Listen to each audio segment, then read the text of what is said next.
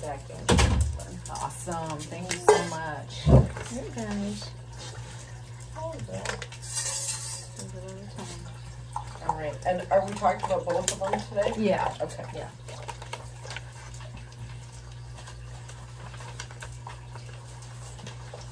Make a mess. Awesome.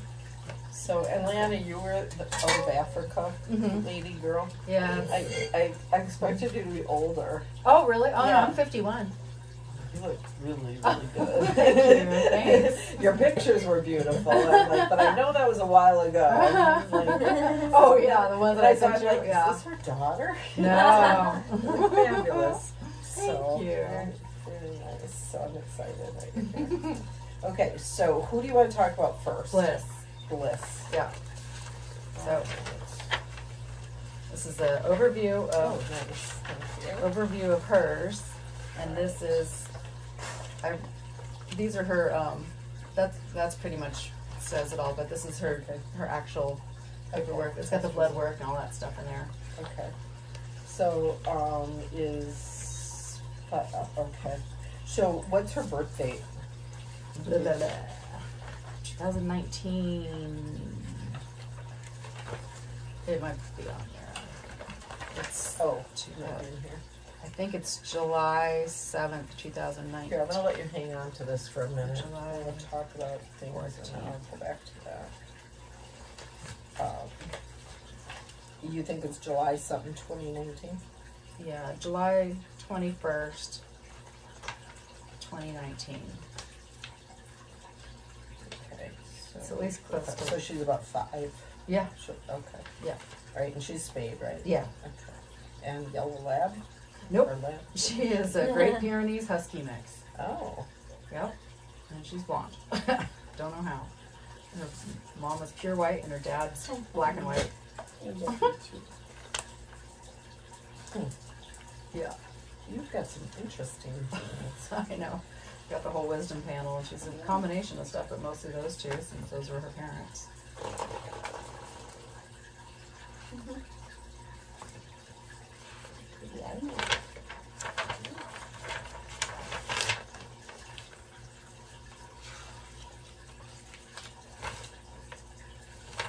Okay.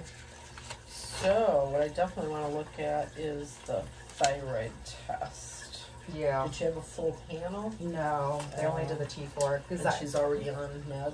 yeah, Okay. yeah, 0.8 of thyroxine Okay. a day in the morning. Okay. So the thyroid test, calling it low, was based on only a T4. Yeah. And she had been sick prior or even at the same time when that test was done? She had what? She was not well at the time of that test? No, I thought she was. I didn't know she had that. Was she well at the time of that T4? Yeah, I just took her in for Okay. I just took her in for her wellness exam. Okay. And they just included in some blood work the I T4? had a feeling that Okay. there was something to do with thyroid, so I asked him because that's an add-on. So I Yes. asked him for the T4, and I'd asked for the T3, but they're like, no, I don't. I'm like, okay, whatever. So Okay. just at least the T4 got us started. Yes. And I know we need probably a fuller panel. Yeah. Although once they're on the med, then It's gonna change it. Yep. Okay. But if she has autoimmune thyroiditis, then it's possible that the autoantibodies could still be off. Okay. Although sometimes those will correct when you put them on the med. Oh, okay. Sometimes they do, sometimes they don't. Yeah, I if they didn't know do, it was I that. mean, if it comes back where everything's normal, well, then everything's normal, and you just keep going on the med. Okay. So I have used, so you're familiar with Armor and Nature Throid and West Throid, the desiccated thyroid. I've used canine. Standard practice. Okay, so the problem with that is it doesn't have hormone in it. No, but she's on the synthetic as well, right? Oh yeah, she's on that. This is just for support, so Yes. I'll get whatever else we need to for support. So that's fine. Oh, this with is the fine. med. Oh, then okay. All right, that's what I've been doing. So the way the law works now is when you have a supplement and they figure out that there's a component in there that really, really works for a disease, well, then it must be a drug. So now you can't put it in your supplement. Now it's going to be a Oh, it's a prescription. med. Okay. Oh, yeah. Prescription. We gotta make it. And So that's what they thyroxine. did with all thyroid, natural thyroid supplements across the board. Okay. If you've got the thyroid hormone in there, Yeah. you have to take it out, and Have it- because it's a med. Okay. So when you can either purchase Synthroid for people or levothyroxine for dogs. Okay. That's a synthetic. Yeah. That's a med, and Yeah. it's a prescription. Mm-hmm. Or you can buy full desiccated thyroid Mm-hmm. as Armor, Nature Throid, West Throid, and that has T4, T3, the whole thing. It's the Oh. whole desiccated thyroid, Oh. but it must be a drug, Oh. so it's prescription because it works for the disease. So only a veterinarian or an MD can prescribe it. Okay. If you're a natural supplement company, you cannot have those drugs in your supplement. Okay. It works.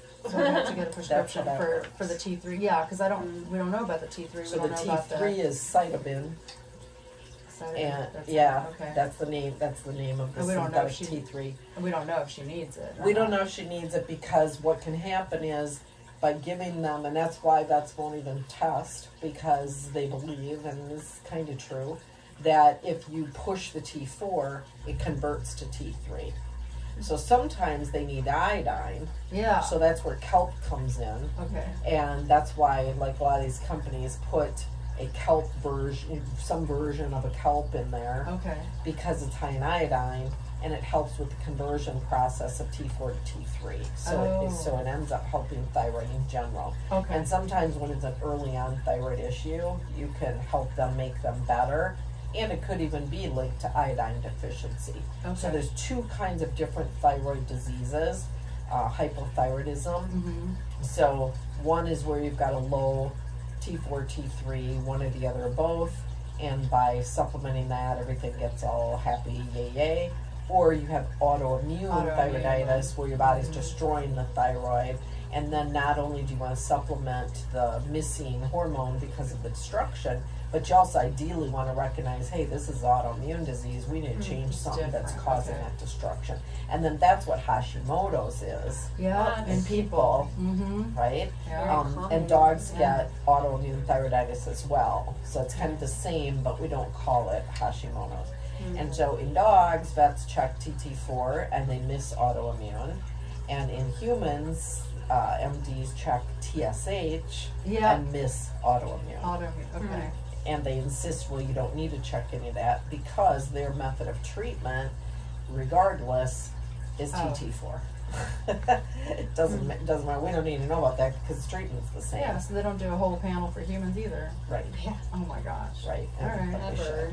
Like, So. Well, I guess we just test. Yeah. You know, keep her on this. So you can, so you could do a full thyroid panel at any point you want to see if autoantibodies are elevated or not. Because if they are, then you would say, well, what do we need to do with her nutrition, with her lifestyle, with whatever, Okay. to counter this autoimmune thing that's going on in her. Okay.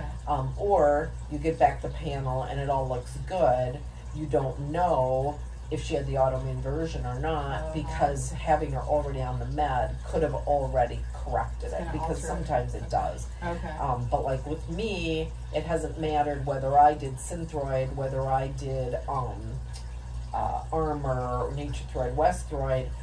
I have not, over my life, done the right things I've needed to do to correct the autoimmune component of my Hashimoto's. Oh, Probably because I'm not good about taking care of myself. Because you're taking care of everybody else. You're an empath, so you're taking care of everybody else. Kinda, yeah. We And have I let the about- stress get to me, and it's So like my I friend know. that has this, It's a and we've lot. been hearing a lot about Hashimoto's, and it's interesting. And a lot of times when you have an autoimmune problem, it's not your only autoimmune problem, but it's one of the easiest to measure. Oh, okay. You know, there's a lot of autoimmune stuff going on out there where even like Cushing's or Addison's, they're both adrenal diseases. One is too much, one is too little.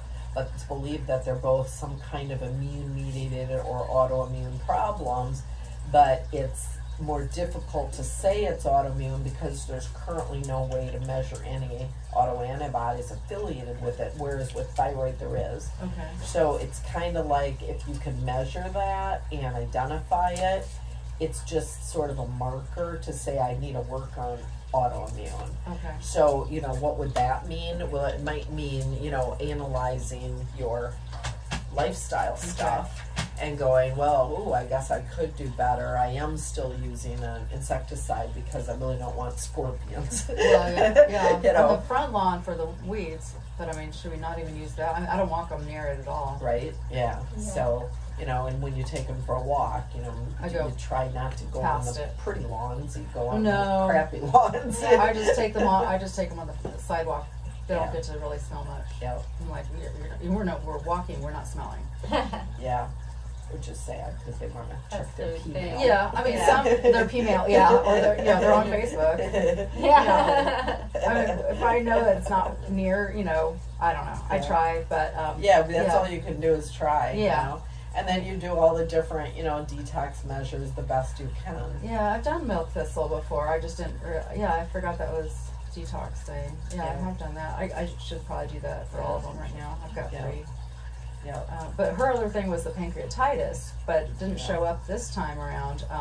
Liver more so. The liver. So let me tell you what can be happening there. So there's this thing called triad syndrome. So you've got your pancreas, and the pancreatic dumps into the intestines, right? Mm-hmm. And then you've got your gallbladder, liver, bile duct empties into that same area. Okay. So one gets inflamed and goes to this area. Then the intestines are all inflamed for whatever reason. Up goes here, up goes there. So you've got this triad thing going on, and then sometimes you test like, oh, it's a liver problem. Oh, it's a pancreas problem. Oh, you've got a diarrhea, vomiting. It's an intestine. It's gastroenteritis. And then or it's atopic. Wait, not atopic. That's idiopathic. So basically, they're linked. So that's what this triad syndrome is. Yeah, because she was pancreatitis, and then they said that she's more liver now. You know. Yeah, and it's kind of neither. It's sort of like, well, neither here nor there. It sort of doesn't even matter. That's why I do the hepatic support, because that's for kind of all 3. I mean, hepatic. I mean, that's mostly liver. Well, and so here's the thing about standard process. So I love it. I use it. I recommend it. Yeah. But what you've got here with hepatic, thyroid, and musculoskeletal, that's maybe a little. That's for my other dog. Oh, okay. But with these, is you sort of have what I call 2 umbrella products. Yeah. So they are a huge believer, rightly so, in the synergy between all these different tissues and organs and stuff, and that it's important to feed all of them, regardless of which system you're focused on. Okay. So when you pay the money to buy both, you're buying a whole lot of the same thing in each bottle. Interesting. So the hepatic's going to have like more liver support and maybe milk thistle in it, whereas the thyroid may not have any milk thistle in it, but is going to have more thyroid stuff in it than it does liver stuff. Okay. But both are going to have some thyroid, both are going to have some liver, both are going to have some other like detoxifying herbals in there.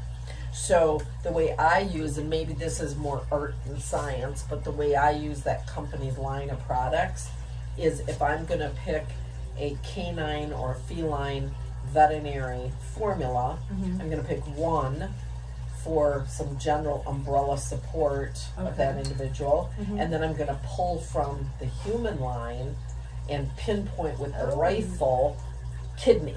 Okay. Like that. Like PNG, I had her on the pancreatitis one. The PM. Yes. Yeah, I had her on that too. Exactly. So you might do hepatic support and then do the pancreatrophin PMG. Okay.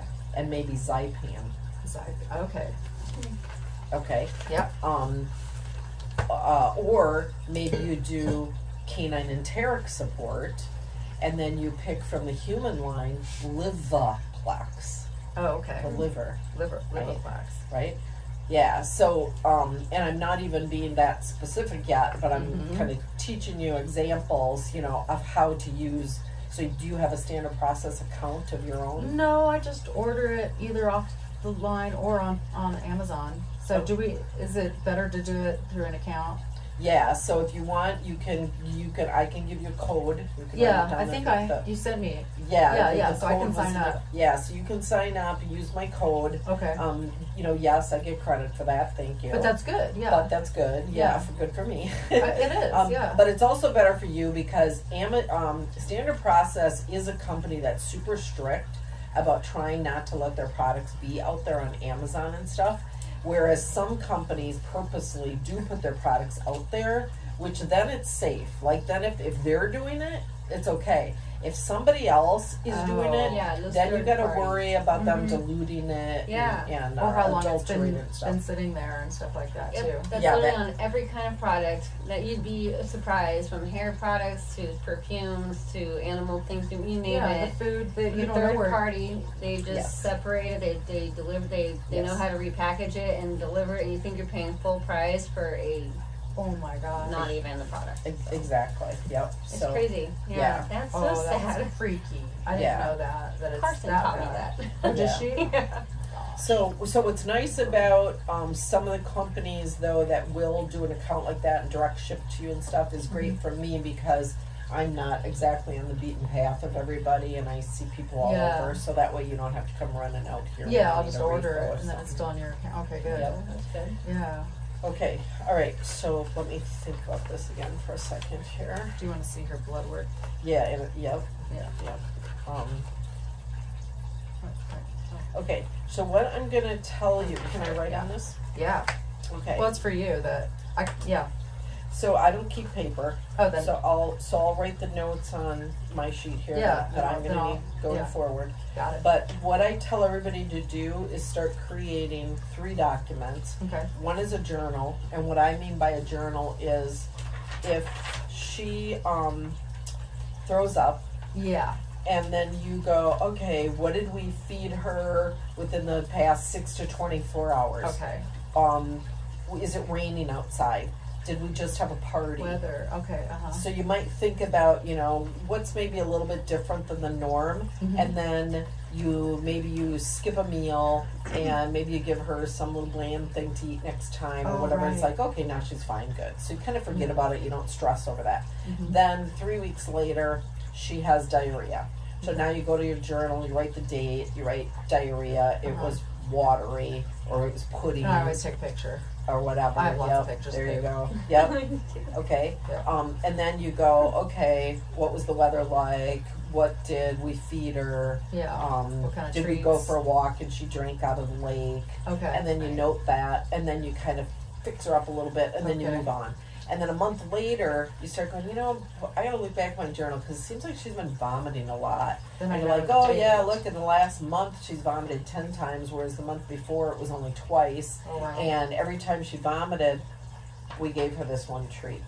Oh, right, yeah. So, yeah. Whereas sometimes you don't make that correlation. Yeah, or somebody else has given them the treat. And they, Yeah. so if something happens, then I have to ask my roommates if they gave her She something throws up different. every Monday, and every Sunday she was at such and such place. Yeah, Right? exactly. So, Well, my roommates are pretty, they know I'm strict on what to feed them too. They get the green juju, bison litter, So that's what your journal's for. Okay. Now, the second document that's helpful is a food treat supplement medicine list. So real simple, clear list. I don't need it at this moment, but perfect. That's exactly what I mean. So then, let's say we do some blood work. I send you the results, and I go, this is high, this is low. What are you currently giving her? You shoot that list to me, and I'm like, oh, she's already doing milk thistle. I don't need to tell her to do that. She's already doing it, but let's do a little bit more. Or that milk thistle isn't working. Let's do a different brand. Switch it. Okay. So that's how I will quickly look at your list and change things up. The third thing is the trend chart. So instead of me sitting here like right now and going through like all your different test results. Yeah. Okay, if we had a trend chart of the dates. Yeah. Okay. So down this, it doesn't need to be fancy. In fact, one piece of paper scribble like this is totally fine, but you put the dates down that column and pertinent test crest here. Now, all these tests are not pertinent to her. Okay. So let's say she had an ultrasound though. Okay, that's pretty pertinent because it's kind of a unique test. Yes. Did she have an ultrasound? No. Okay, so let's say she did. we would put the date here of the ultrasound, and then here under ultrasound, we would put something like, let's say she had an enlarged liver. Okay. So we're not going to write the whole ultrasound, but we're going to pull out a couple of the pertinent things that were important, the right? details. Or the ultrasound specialist thought based on the look that looked like she had pancreatitis. Okay. So you would write that The in there. results. Okay. Yep. So Okay. it's more medical. Yeah, so you'd be like, okay, so based on that ultrasound, we know that her liver tests and her pancreas tests are pertinent. Okay. Based on previous tests where she's been sick, we might know that liver, pancreas, pertinent tests. So we want to make sure that ALT or SGPT, two different names for the same test, Yeah. are pertinent. Okay. And she had one done here way back when. Uh-huh. She had another one done here on this date. And then let's say I do blood work. Now we've got this date. And we've got the test, the results.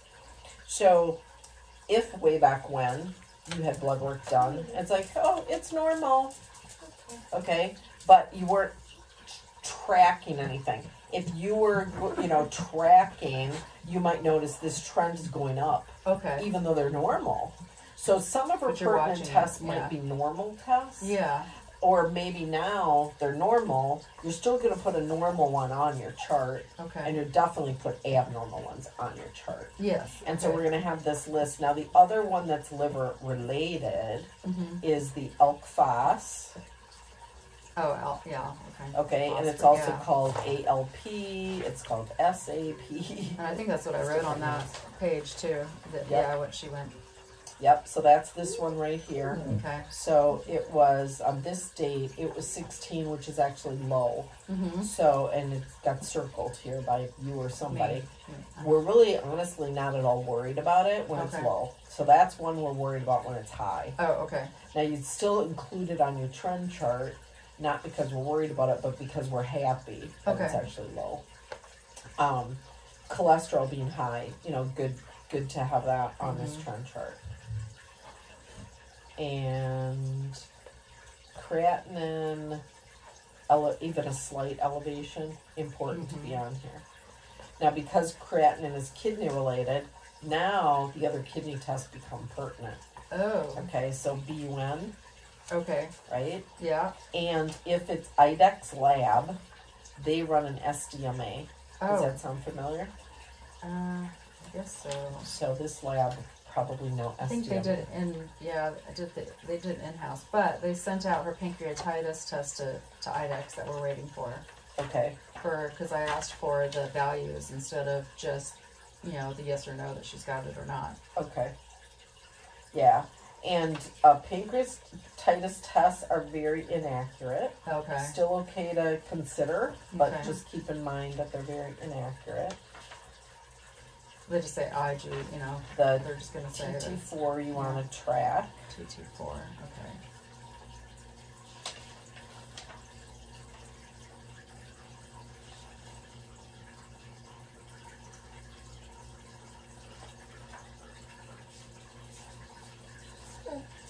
Now, the reason I was asking you before if she was not well at the time the TT4 was checked is because there's something called euthyroid sick syndrome.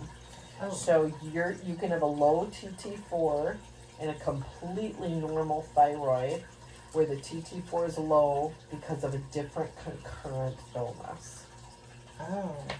And so then you end up putting them on thyroid medication when they may not have needed They it. really don't need it. It's because of something else. So, and it could be related to the triad. Okay. Yeah. And it's So, just- like, if they've been it's ill, you presenting usually as TT4 because of the chemistry. yeah, Okay. yeah, and that's a pharmacology I can't even explain, but it's a true thing, and it's called euthyroid sick syndrome. And when you, depending on the lab, they will often have a paragraph at the bottom of the lab report where if the TT4 is low, they flag it, and then they have that paragraph that says that. this could be this or it could be that. To Okay. verify, run a more full thyroid panel Well, yeah, that's what it before you says. put them on the med. Right. Because once they're on It the does, med, it messes yeah, you up. I've read that it does say, you know, like the lab results that they get in the back, they're like, oh, you should run this, you know, additional it'll tell them, but they don't tell me that they need to run these other tests. I'm like, dude, well, Banfield sucks anyways. I just Yeah. go there for the blood work, you know, just Yeah. because you don't just spend all that money all at once and you just pay it through the month, per Yeah. month, and then it includes your blood work, and then Yeah, and as long as Banfield is useful as far as that, you know, what you pay on That's a about regular it. basis Yeah. for something other than the shots, yeah, I don't do the vaccines Yeah. anymore at all. good. Yes, screw that stuff. Yeah, I learned way too much about it. yeah, I see where they were telling you to do that lepto. Oh yeah, they call you in for that. They tell you, and The I- lepto's a good way to kill a dog. oh my gosh, oh and It's I, really, it's that bad. They It keep really- pushing no, it. No drama, it really is that bad. Yeah. oh my gosh, I believe it. yeah. Even Asher doesn't. I mean, he doesn't get his rabies shots. I don't. And then I don't do you it. just test periodically for heartworm, flea tick, Yeah. and not do any preventative or anything? Mm. Okay, good. No, they don't. And get- do you use any kind of like essential oil stuff or anything as insect repellent, or are they Mhm. pretty much indoors when the bugs are out? yeah, they don't get.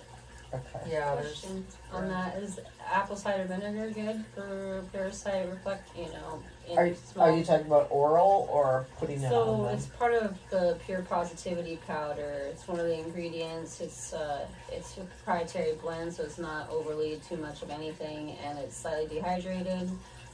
So the only thing you want to be careful of when you're using apple cider vinegar is acidifying urine when it doesn't need to be.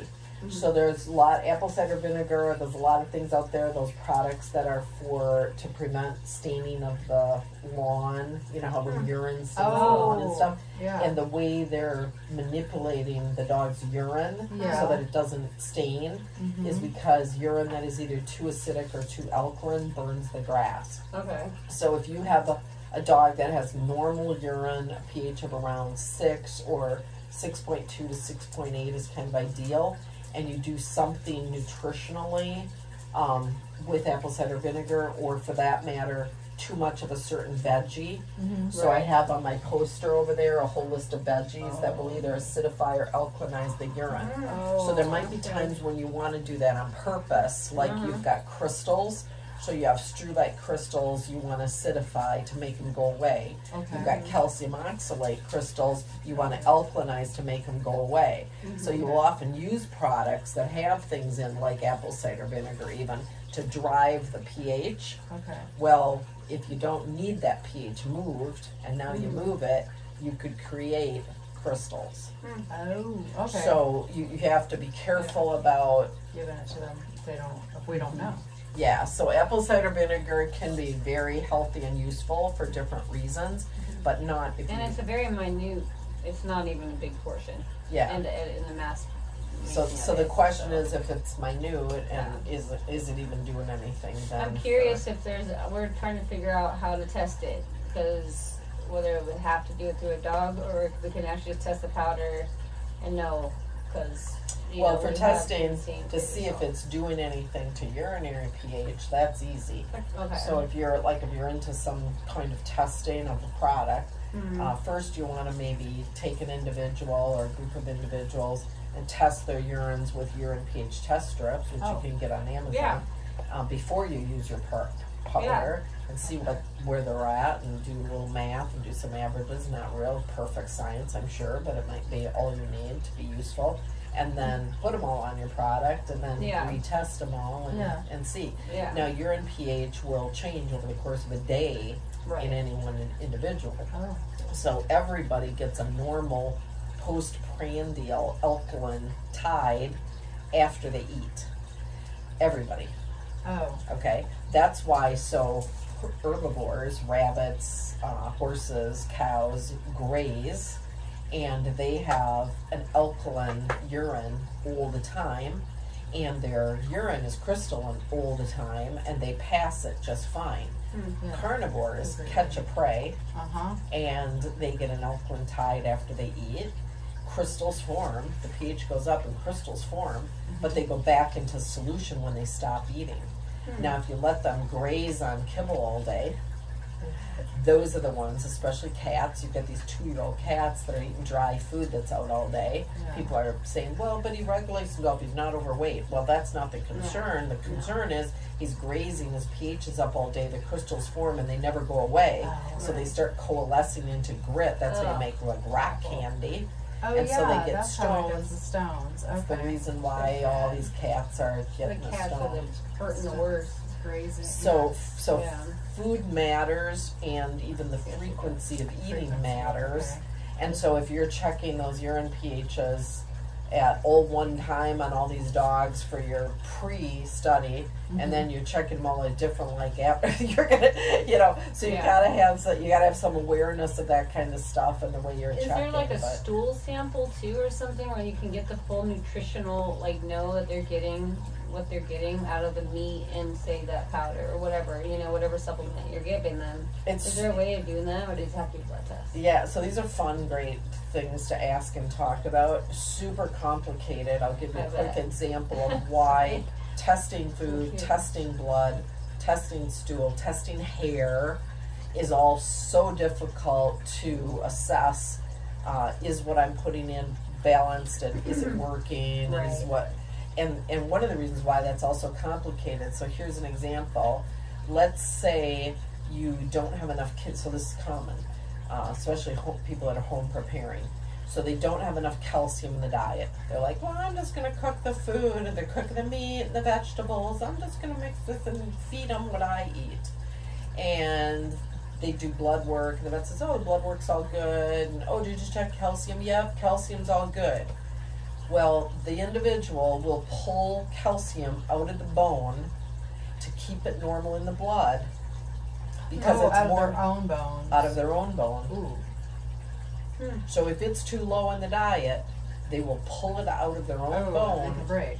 So measure it in the Oh. blood tells you My nothing. goodness. Wow. So if it's actually low in the blood, it's really low in the diet. Oof. And I just had a dog the other day where this was the case, and it's rare for me to be able to identify that. So I was like, and it was an online veterinary recipe that everybody's feeding. It was for liver detox. Huh. And the dog had a calcium and a phosphorus that was way too low. Oh my gosh. And you know what the recipe had in it that they were promoting for calcium? Ground eggshells. Okay. And that's all that And they were. eggshells I- in membrane, or just It was eggshells, Okay. and I'm like, that's not absorbable. yeah. So I've learned over the years from the things I've read and stuff, and I always try to take myself back to what makes sense in nature. Well, when carnivores eat eggs in nature, like ferrets and weasels, and they're raiding the chicken nest, they're actually eating egg that doesn't have a hard shell. So when you Membrane, grind up and right? crush, well, they're eating the whole egg. They're Uh-huh. stealing it from under the chicken. When the Right. chicken lays Oh, the okay. egg, it doesn't have a hard shell. Uh-huh. That hardens as it hardens sits there. later. Yeah, Uh-huh. because ow, Yeah. you know, right? Like, Yeah. Sure. they pass a soft egg just like we do. And then yeah. People don't think about that, but yeah, we're passing eggs. Yeah. And Yeah. they're not hard. No, no. So anyway, very, it's just complicated, and there are many nutrients where that's the case. And oftentimes hair analysis really confuses people because there's things in the hair where you'll be like, oh, look at how high this toxic thing is in the hair. Well, that's because the body eliminated it through the hair. That doesn't mean it's toxic in the body. Anymore. It's out yeah. now in the dead, Yeah. the dead hair. Mhm. So, yeah. So it's hard to, and potassium's another example of that too, where the body will pull it out of the tissues to keep it normal in the blood, and so you'll think it's fine, and meanwhile, the cat's walking around with her hocks dropped like a rabbit because the potassium in her tissues is so low, Oh, no. associated with like diabetes or kidney disease, and so they need a potassium supplement, but it's totally normal in the blood. Okay. Hmm. Oh, I'm trying to figure out what to feed them now. So let's get back on Number one topic. question. Yeah, I was Alright. on Dr. Marty's. I'm gonna tell my next one to come later because we're gonna go over.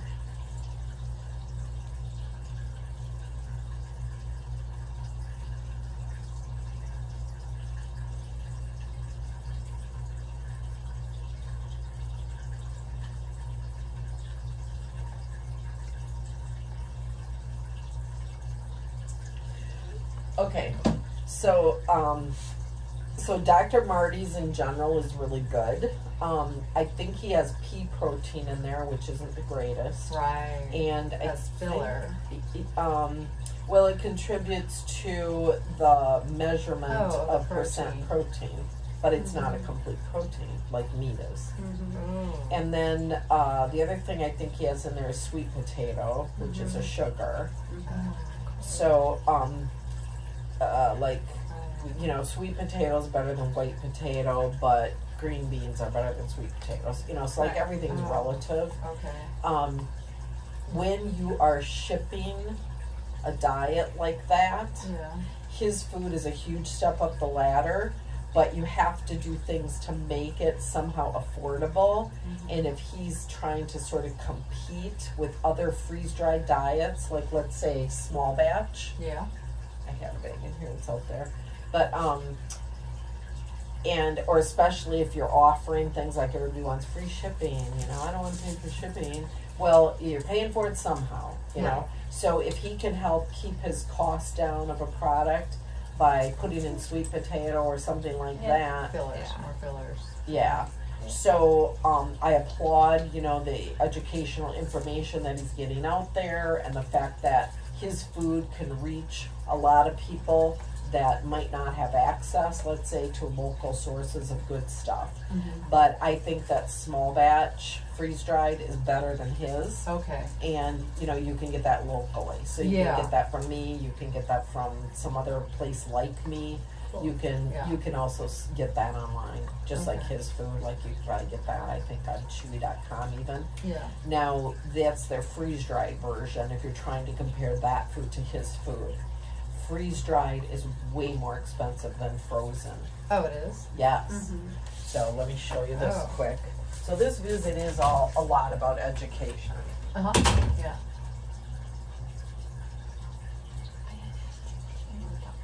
Thank you, honey. But no, I'm curious on all of it for these guys too. It's just learning.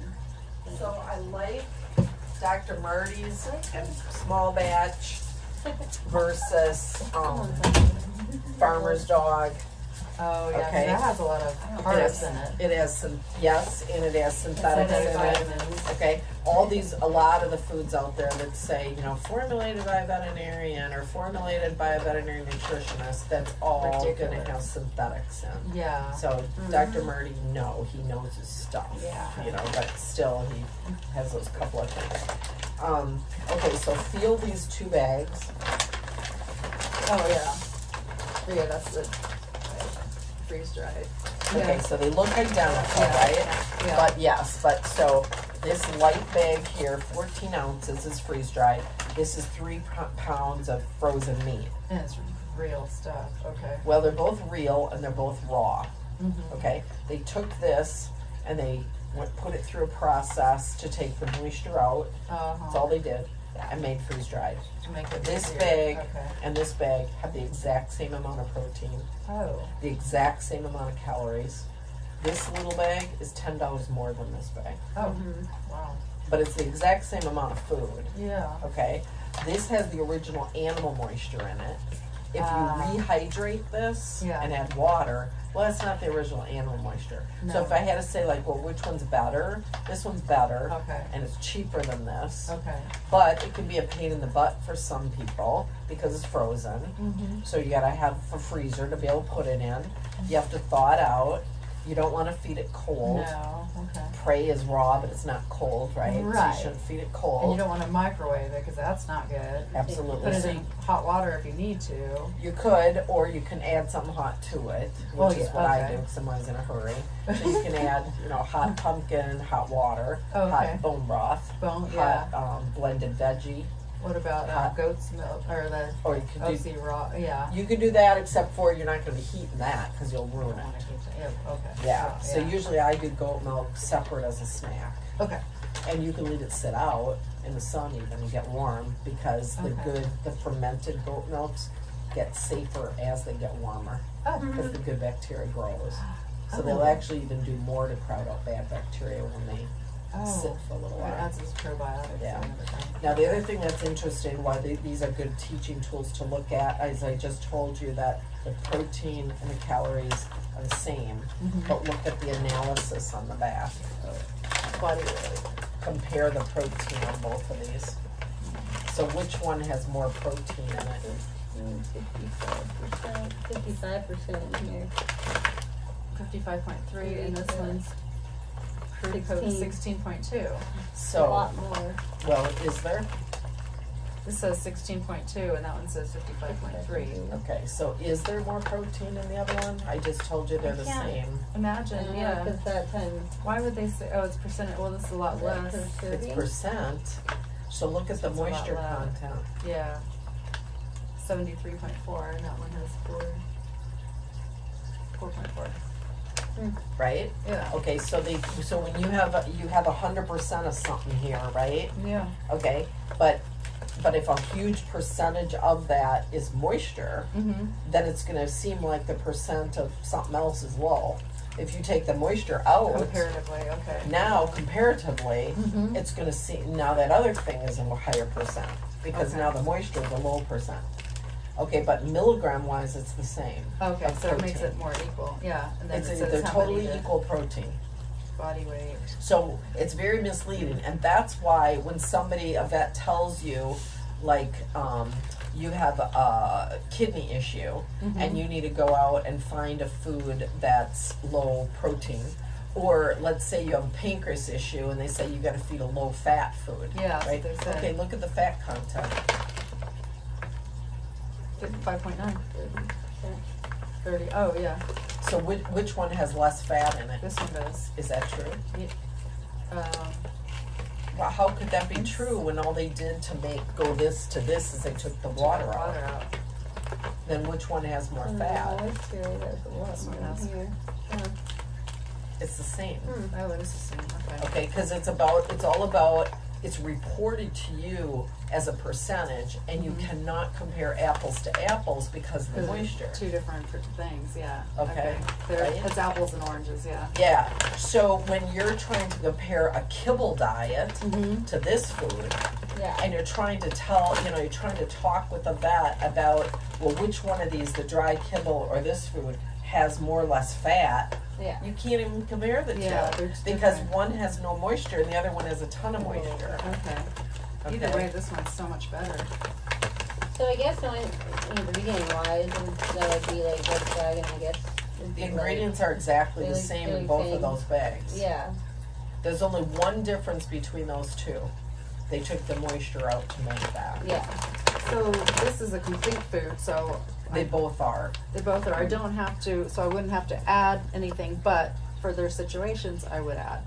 Correct. Okay. You're good at it.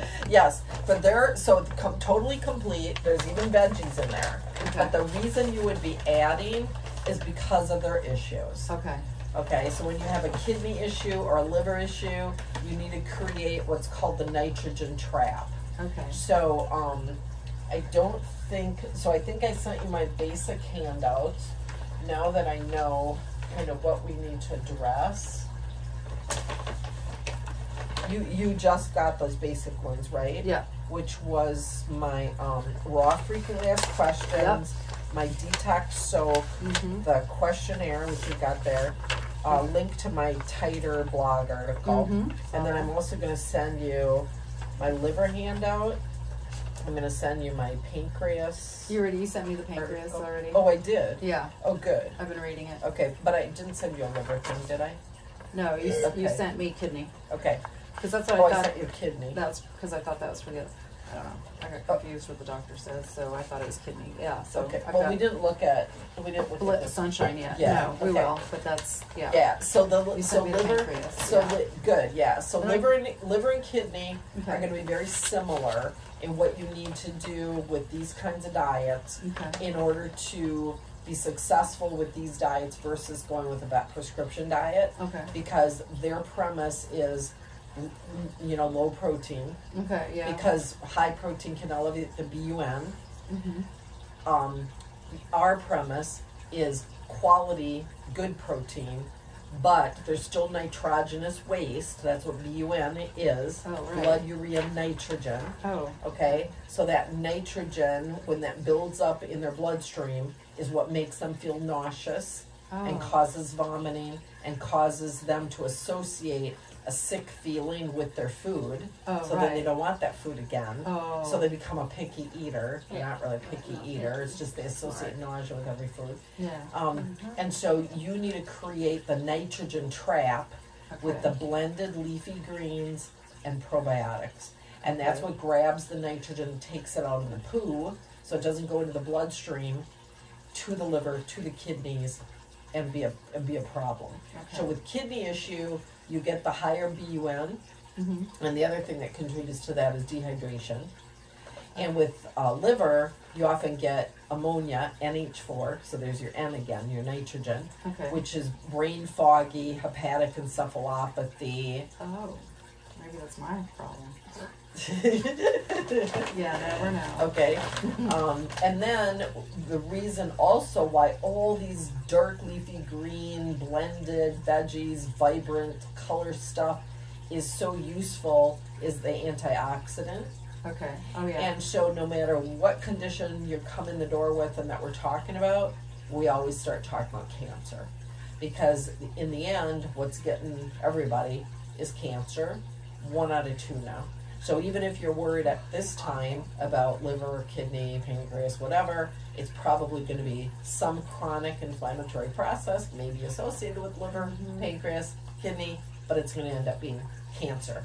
And so how do we battle that? With these dark green leafy greens, which are full of antioxidants, that slow the aging process, fight free radicals, blah, blah, blah, all that.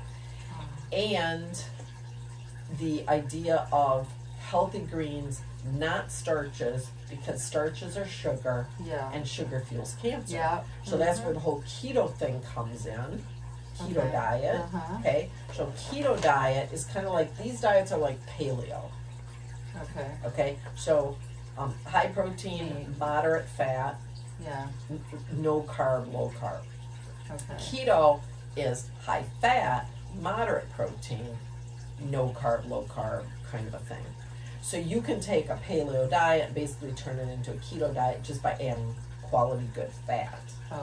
Now so that article there on pancreas, on the Keto Pet Sanctuary, they went around the country, they adopted all these dogs from shelters that had cancer, they took them all to Texas, they put them all in this big shelter, and they fed them all a keto diet, which was basically these diets with added quality fats, tons.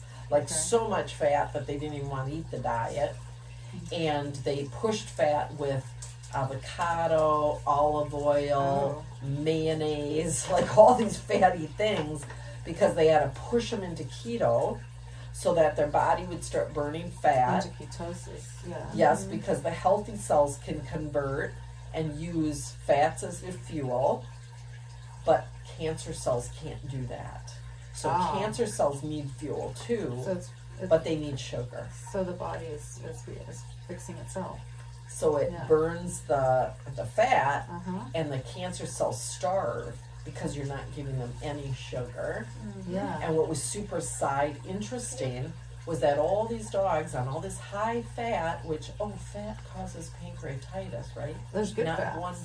Not one of them in the whole study got pancreatitis because they weren't getting any carbs. Now, why do all these dogs out there, when you give them a piece of cheese, why do they all get pancreatitis? Because their pancreas is overloaded with kibble, carbs, processed starch, and one little bit of fat they can't even handle. So it's not about the fat, it's about the carb. That's toxic. Wow. Okay. Okay. So is it okay, like, if your dogs are getting kibble, to start giving them a whole bunch of fat? No. You got to get them off the kibble, get them off the carbs, and then you can start getting them on more of a fat-based diet. Okay. So, but that would be okay, just to have that, and then I can add the omegas. Yeah, so for example, your fish oil is a fat. Now, there might be some dogs out there that are on all kinds of kibble, and they hear, oh, it's going to be good for the coat, for the itchiness, decrease shedding, you know, let's get them on some fish oil, but they're eating this Kibble. starchy, you know, some of Yeah. the kibble diets are 75% carb. Oh yeah, filler. Yeah. Some are Filler. 30%, Yeah. but a lot of them are 75%. You put Yeah. those dogs on fish oil, they're probably going to get pancreatitis. And Yeah. But what's you don't going know to where get the fish blamed? oil's coming from either right now. Well, it could A lot be of weird stuff. it could be rancid, but I mean that's Yeah. that's fabulous. Although, did you have that in the fridge? Oh yeah, it's in the. Okay, good. This is an empty bottle. Yeah. I'm not gonna. Yeah, Yeah. not gonna. And my other thing that's Yeah. in the fridge is this. That's why I didn't bring it. 'Cause Okay. it's the I'm just multivitamins. I'm gonna put this away quick. So it doesn't fall out. You guys are being so good. Yeah. You put the flaxseed oil and coconut oil to replace fish oil because not all fish oil has all the omegas, from what we understand. So I don't know. That's the one reason why we don't do it, and the sourcing, obviously, too. It's hard to know proper sourcing. But she knows the one that comes to those companies. I'm just saying, like, that's why we don't. But so we do the flax oil and coconut oil for all the omegas 3, 6, and 9s. So. So I'm curious. Yeah. Well, since you're thinking about doing a reformulation. Yeah, maybe some other if things anything, to I told, change. I was thinking, like, Or we're gonna even- have a separate meeting for that, would be good. Yeah, but definitely it's a good idea to sit and talk Yeah. about it. Yeah. That's a good idea. All right. And again, these aren't all things for you to buy or anything, but these are different ways that you can create a nitrogen trap. Oh.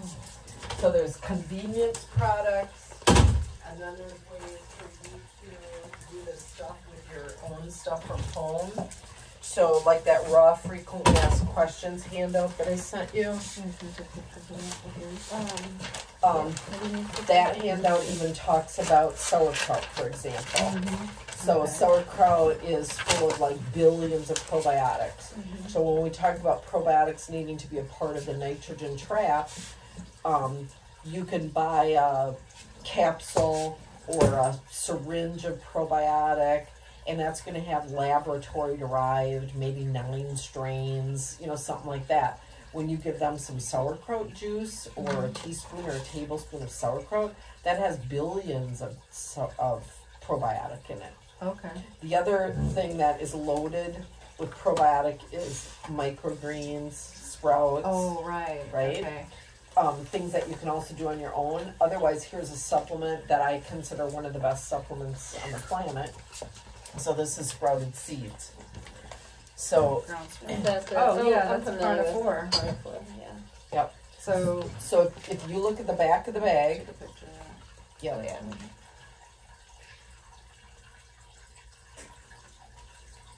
Keep moving. Hold on. I'm taking it. I just, Oh, it's taken. you stop moving. Shoot, bye. There we go. And the button on the side. So when you I see. when you look under the word ingredients, Yeah. you see the sprouted seeds, right? See under the ingredients? Analysis. Oh, yeah. Yeah, not the analysis, but under the word ingredients. You see the sprouted seeds listed there? Right here. Oh, it was the light was hitting it just right. Okay, got it. Okay, so you recognize that as all whole foods. Mm-hmm. But when you look over under analysis, you see that whole list of vitamins, minerals, enzymes. If you look towards the bottom there, it lists the 16 billion or something probiotic, right? Okay. So if this list were under the word ingredient, then you would know they're synthetic. Oh. Because under the word ingredient needs to be all the things that you have scooped and put in the bag. Okay. So if you have a barrel of synthetic vitamins and minerals, and you have your hazmat suit on, your respirator, you purchased them in a barrel from China usually or somewhere else, that's a vitamin mineral premix. You scoop it out, you put it in your vat, you mix it up with the meat and all this stuff, and you make your food. Then that list of vitamins and minerals gets listed under the word ingredients. Under ingredients, not separately. Okay, got it. So separately means that somebody spent thousands of dollars to analyze those sprouted seeds and go, what's in them? All those vitamins and minerals. So they spent hundreds of dollars per each. To figure this out was hundreds of dollars for each one. Oh my gosh. So this company spent a boatload of money to have that food analyzed. That is why you're not going to see a list like this on most foods. Oh, okay. So this is really, well, yeah, and I was giving her carnivore. The food? Yeah, venison. Okay. Yeah. So that food says in red, and I have it sitting out there, No synthetic free, and it's a kibble. And it's air dried. It's baked. Baked. Right? So how could they, if all these other companies that cook their food to death, how and when you cook the food to death, you destroy all those nutrients. Yeah. So you're going to create a real deficient food if you don't add those vitamins and minerals back in. So you do have to add them back in somehow, or they're going to die real fast from some deficiencies. So that's why they add them back in, and a cheap way to add them back in is synthetic. So how can carnivore make a dry kibble that lasts in a bag for a long time? That cooked or baked. Yeah. Well, it's baked, which is better than high temp extruded, so that's the first reason why they can accomplish it being synthetic free. And the other reason is they put that in their food. Oh, they put this afterward. Okay, got it. So they mix that in their food. Oh, okay. So that's how they're making a balanced. All right, because she's not on it anymore. She was, but right when I took her off of it and got her just on the Dr. Marty's is when she started losing weight. And so. Well, she would probably lose weight going off of carnivore and onto a more meat-based diet because you lowered her calories. Because the bad thing about carnivore is there's still all the starches in it because it's kibble. Okay. You have to put starches in to make that kibble texture. Yeah, that's why she's not. That's why I put. Just so it's not. Dr. Marty's. It's not ideal. Okay. But it's the best kibble on the planet. So when you're going to compare kibbles, so again, everything's relative. Right. You know? Yeah. Yeah, because I mean, it wasn't until I got her off of that she's lost too much weight though. She's thin. She's thin. She's too thin. She lost 4 pounds within just a few weeks. Okay. And that's when I had taken her off the carnivore, or and then we just stayed on. Well, plus the Dr. Marty's is like she didn't really have to lose weight. She was good. But when you get rid of carbs, you're going to lose weight, and when you go to a more meat-based diet, which is more expensive, you tend not to feed enough. So if you would have just fed her more of Dr. Marty, she probably wouldn't have lost weight. Yeah, because I also, since it was so expensive, I also gave them green beans and Dr. Marty's, so just to kind of make up for it. And green beans are a fiber, and that's how you can also help somebody lose weight, is to give them green beans. Oh, right, to give them green, yeah. So she had that, and then they also had, what's it called? I freed a sweet potato. I did air dried sweet potato. So that still kept some of the carb calories, and the sweet potato is better than processed starches. So, yeah. Still not good. I don't give them any rice. So that's not good. It's inflammatory. Yeah. Yeah. Ooh, that's nice. Now, Stella and Chewy's put synthetic vitamins and minerals in their food, not in their treat. Oh. Okay. Not in their treat, because not their treat. Sunshine. So this is their. So all this is. Oh, he liked the dinner patties, but that was dinner. Okay. There's synthetics in there. That's synthetics. Yeah. So now I still sell some. Yeah. Because it's stuff up the ladder from other stuff. Yeah. But I put small batch and OC raw up ahead. Yeah. He likes, just as treats, he likes the small batch dinner patties now. I switched them from Chewy's, Stella Chewy's. That's a step up the ladder. Yeah, because I heard about that. Yep. But this treat is duck with ground bone, turkey liver, goose, turkey gizzard, pumpkin seed, and then there's the vitamin E cough rolls as the preservative. And the duck isn't too fattening for her? She's not fat. Oh. And I'm not recommending this as her diet. As her diet? No, as her diet, just for treat. I'm just giving it to her for a treat. But I mean, for her diet, when I buy the small batch frozen, are there certain certain meats that I shouldn't give her? So I'll buy some of that. And you're asking me because of pancreatitis. Yeah. Okay, what did we just learn about that? Is fat a problem? No. Only if you're feeding your carbs. Carbs. Okay. Got it. All right. So if you did just 100% Just meat, you just eat enough meat with. Do you mean meat you buy at a grocery store? Well, I would prefer not, but when you don't have a butcher, or you don't have, you know what I mean, what would you do? You know what I mean? Because, I mean, I think meat's definitely important, but it's like in the situation, that's where I'm like, I want to know what she should do, I guess. Well, so you've looked at some stuff now, we've talked about some stuff. Did you watch my video by any chance? I've watched like all your. Okay. I've like multiple times. Okay. So I know it's a lot. And understood it all. But I don't remember it all, but. Okay. But I think you can answer a question. She Yeah. asked if she should just eat meat or could just eat meat. You tell me the answer to that. She needs more. What is meat? What is meat? What's another word for meat? Protein. Yeah. Well, we know she protein. needs more than protein. She needs taurine. She needs calcium. The bone. Yeah, but let's. So I mean, if like we put her outside, and- right now, and we said you're on your own, honey, go find something to eat. What should she go eat? What should she go rabbits. eat? Okay, you tell me what's in a rabbit. No fat. Micronutrients. Yes. No fat. It's all meat and bones and Meat. meat, bones, What and fur. bones? Yeah, and the fur is like roughage. Fur. And else? the brain. What else besides meat and bones? All the organs are good All for the organs. Yeah, the And brain. what else? Eyeballs. What's in the stomach? Grains or vegetables. Yeah. Mhm. Okay, so could she have just meat? Just go to the grocery store and get meat? Oh, I she mean, with needs the vegetables, the too. micronutrients, essentially, if you get the micronutrients and mix it with the macros, which is the meat, wouldn't that help, essentially? Because like whether that's the whatever whatever things that you use, that's what I mean, I guess. So because it's like some of these kibbles and stuff still have preservatives or whatever, you know what I mean? So that's why I was asking, I guess. Could just meat and then mixed with a micronutrients of whatever.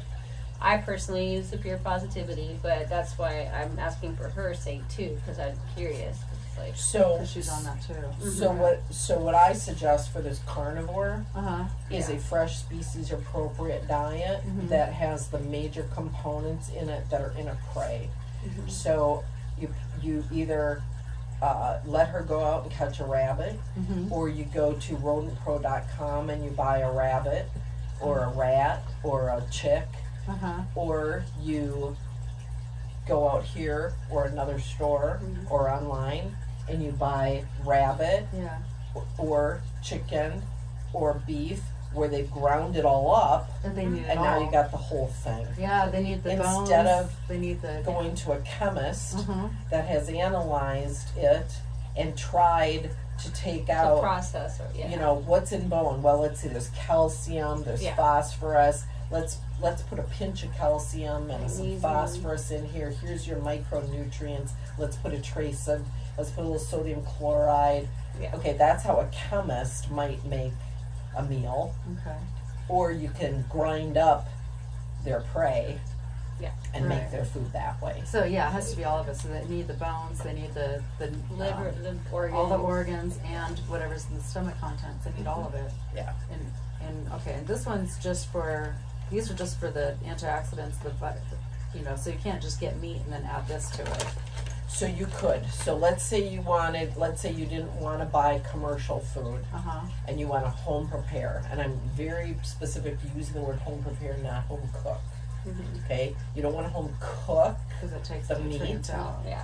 It takes the nutrients out and you don't know which ones to put back in. That's Okay. the problem with trying to concoct that. Oh. You don't know what ones to put back in. You can do all these studies and look at all this research and try to figure that out. And that is why they put in a scoop of synthetic vitamins and minerals into processed foods. Because it's is also because balanced, they're trying to too. put the nutrients back in. Okay. But are they doing a good job of that? Well, not really. I mean, look at what happened with the whole taurine thing. Oh yeah. Okay, and with when Vitamin they, D. they started right, it could be Mhm. too much, it could be too little. Yeah. Okay, so the safest thing to do is to mimic the whole prey concept the best you can, and then use a whole food supplement to fill in the gaps. Okay. And then the next thing you do is variety, because that's still not perfect. So I'm not a fan of somebody making a recipe. Like I was just giving you that example about that recipe where they were saying use the ground eggshells, and then it turned out the calcium and phosphorus was too low. Plus that same individual had mildly elevated liver tests. So this diet was a liver detox diet. Well, we just did the blood work and the liver test went up on it. So, and it was a cooked food. It was it was put it in your crock pot, cook it up. Well, they were destroying nutrients, who knows what they were destroying. Okay, and there were things, put this back in, put that back in, but, so, it's safer to do fresh that's not been cooked, because otherwise you're cooking out stuff and you don't know what to put back in, is, my opinion. Now, if you're going to home prepare and not cook it, and you want to try to purchase the meat at a butcher, grocery store, or let's say you've killed an elk and you got an elk in your freezer or whatever, and you want to save some money, and all for that, then my way to say to do that is, first of all, there won't be a perfect recipe or a perfect way to mimic any prey. So if you do enough variety, that will help minimize your repetition of some excess and some deficiency that you don't even know you're doing. But the basic thing I recommend instead of a recipe, and the reason why recipes also are bad is because people think they're good, think they're okay, they make this big batch, and then they have to work off that recipe until it's gone, and then they go, and then maybe they do another recipe, but then they're working off of that till it's gone. When you're buying stuff like this, you can do that bag I showed you, a couple from there, a couple from here. You can go with this company, different protein, and breakfast and dinner, it can be different like that. So like this old thinking even of go through this bag of kibble, and then you get another bag of kibble and go through that bag. That's not variety. You can pick and choose. Yeah. I like that. So variety is a really good thing to do. Now let's back to home prepare. So let's say you go somewhere and you buy ground turkey or you buy ground beef. So first of all, it has to have been frozen for a minimum of 2 weeks to be fed raw. The human is going to take that fresh ground meat home and cook it and kill parasites. The carnivore, that fresh meat, needs to go home and be frozen for 2 weeks before it can be fed raw, because cooking or freezing kills parasites. Freezing does not kill bacteria. Now, I'm not that worried about bacteria in the normal dog or even the normal person, because the acid that we're pouring into our stomach is a pH of 2, which is, it'll burn your skin. It will. If you stick your hand in your stomach, it will burn. But the stomach lining has this thick mucus in there. That's why you're not burning holes in your stomach. But people get ulcers when that lining's damaged. And it burn right through, and then you're in big trouble. So anyway, so I'm not worried about any bad bacteria in the most average individuals, and that's why most of the time when there's a salmonella recall or something, it's kind of a bogus thing, and usually it's like, oh, nobody really got sick except that one kid that was immune suppressed or something. So all this romaine lettuce that all gets recalled for no reason because one person in some hospital got sick on it. Oh my gosh, it's because they just didn't have the antibodies. Very unfair. But I mean, our government loves all these scares, so. So anyway, so the first thing is that, so you buy the meat, and you have to be aware that it has to get frozen for 2 weeks to kill parasites before you feed it raw. The second thing is recognize that that meat is just the flesh. What are you going to do about the bone now? So you're just buying meat. You're not buying like a whole Cornish hen and giving it to them with the bone and all. You're just buying that ground meat. So you could do the Cornish hen. Is bone broth okay? I don't, there's no way to know. I mean, how much bone broth are you going to put to, right? So out front there, I have a bag of seaweed calcium where they've done an analysis of how much of that do you put with a pound of meat so that you get the correct calcium phosphorus ratio that's in a prey. Okay, so now we've got that part of it. So we've got the bone part of it. The next part is filling in nutritional gaps with this. And then the next part is organs, and you can do that with either standard process whole body support, which has tons of different organs in, spleen and kidney and everything, or you could do freeze-dried organs. So like all these, I call this whole wall out here my functional treats. So there's heart, there's liver, I've got kidney, there's gullet. So there's all these different parts, body parts, that you can add as treats to your regimen when you're home preparing. Or even toward in the food too, just their dinner. Yeah, that's what you formulated, huh? Is that? I used to. Yeah, I don't anymore, but yeah. But yeah, you came up with that idea. I had an entrail mix. That was that's awesome. what I meant. Yeah. Yes, it was fabulous. Yeah, I just talked to somebody yesterday about trying to get that back from the market, but when I moved here, that company. It was over there. Okay. Yeah, it was in Wisconsin. Okay. But and then the fourth thing is mimicking what's in the stomach of the prey, and so that's where your blended vegetation comes in. Okay. And warming, churning, blended vegetation, adding that to your home. We're talking home prepared diet now. All this stuff. Yeah. Okay. And then that rounds it out pretty well. And as long as you keep variety going, where it's ground beef, it's ground turkey, you're doing different veggies, then I think that's pretty good. And different proteins the best you can.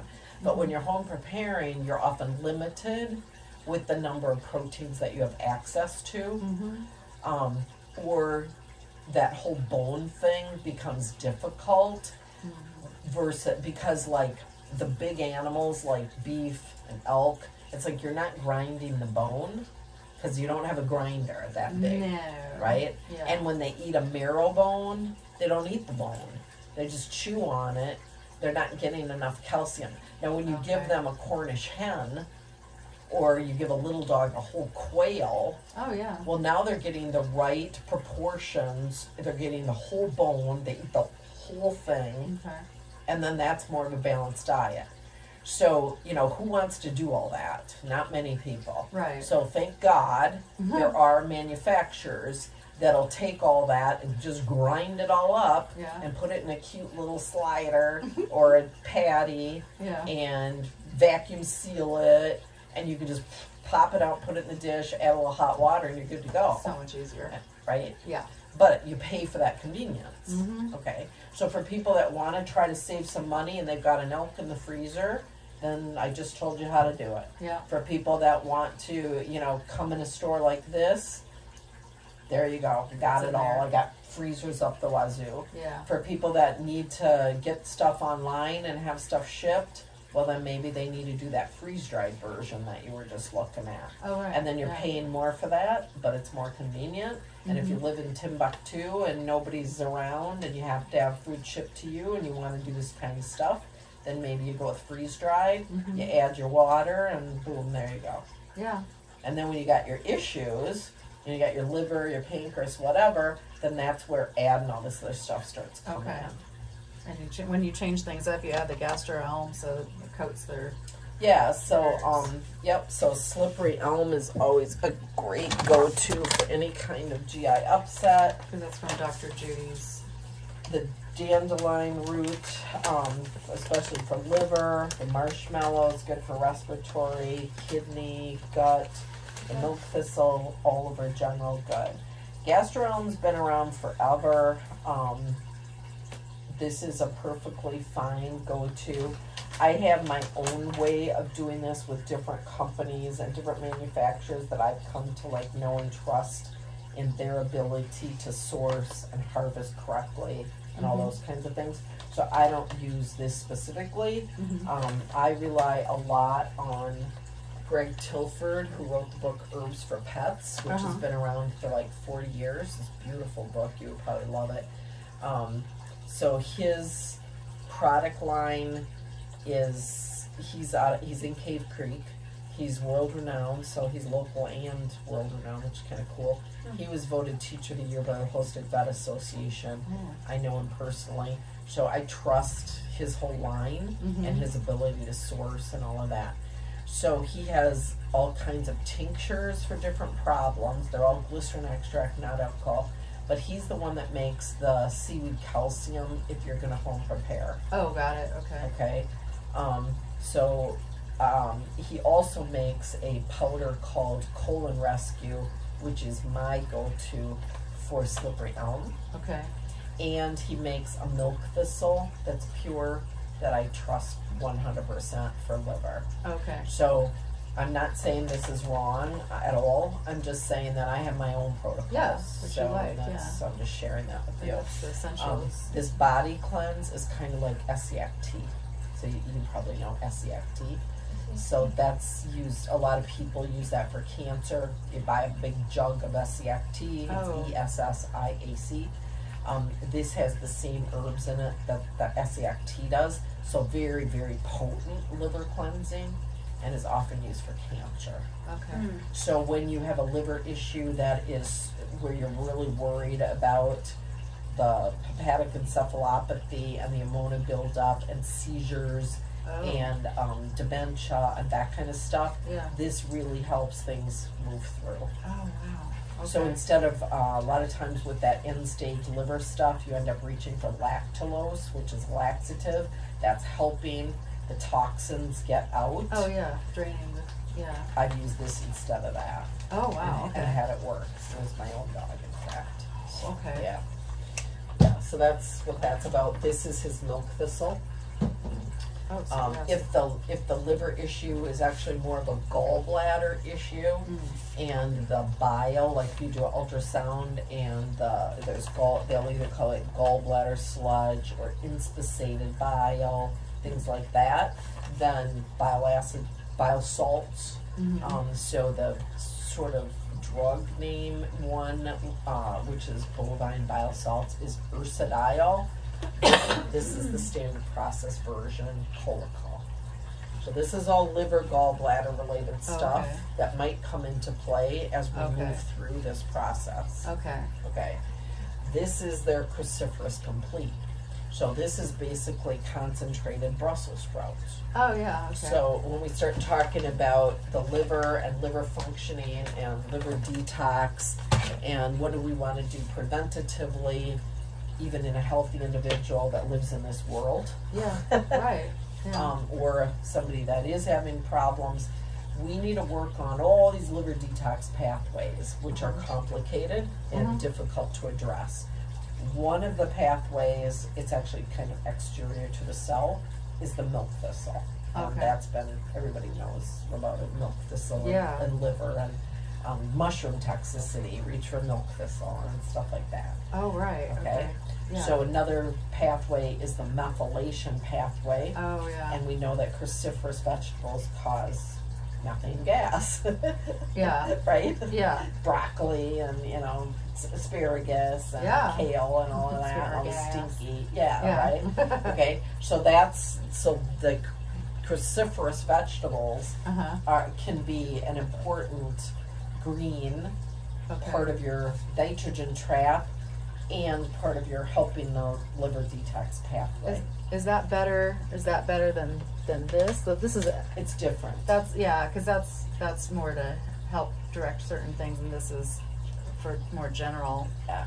So in my my drawer, my dog drawer, my liver dog. Right? So I had I had this, and I had that in my fridge. And I had several standard process products. I had this. I had this. I had this. I had some of this. I definitely did a ton of this. So this is a frozen, kind of like a green smoothie. Oh, yeah. You're watching everybody. Oh, for sure. Especially like this fresh. See it? Okay. Yeah. Right? So, and you're welcome to take a picture of the greens in here because you can make your own.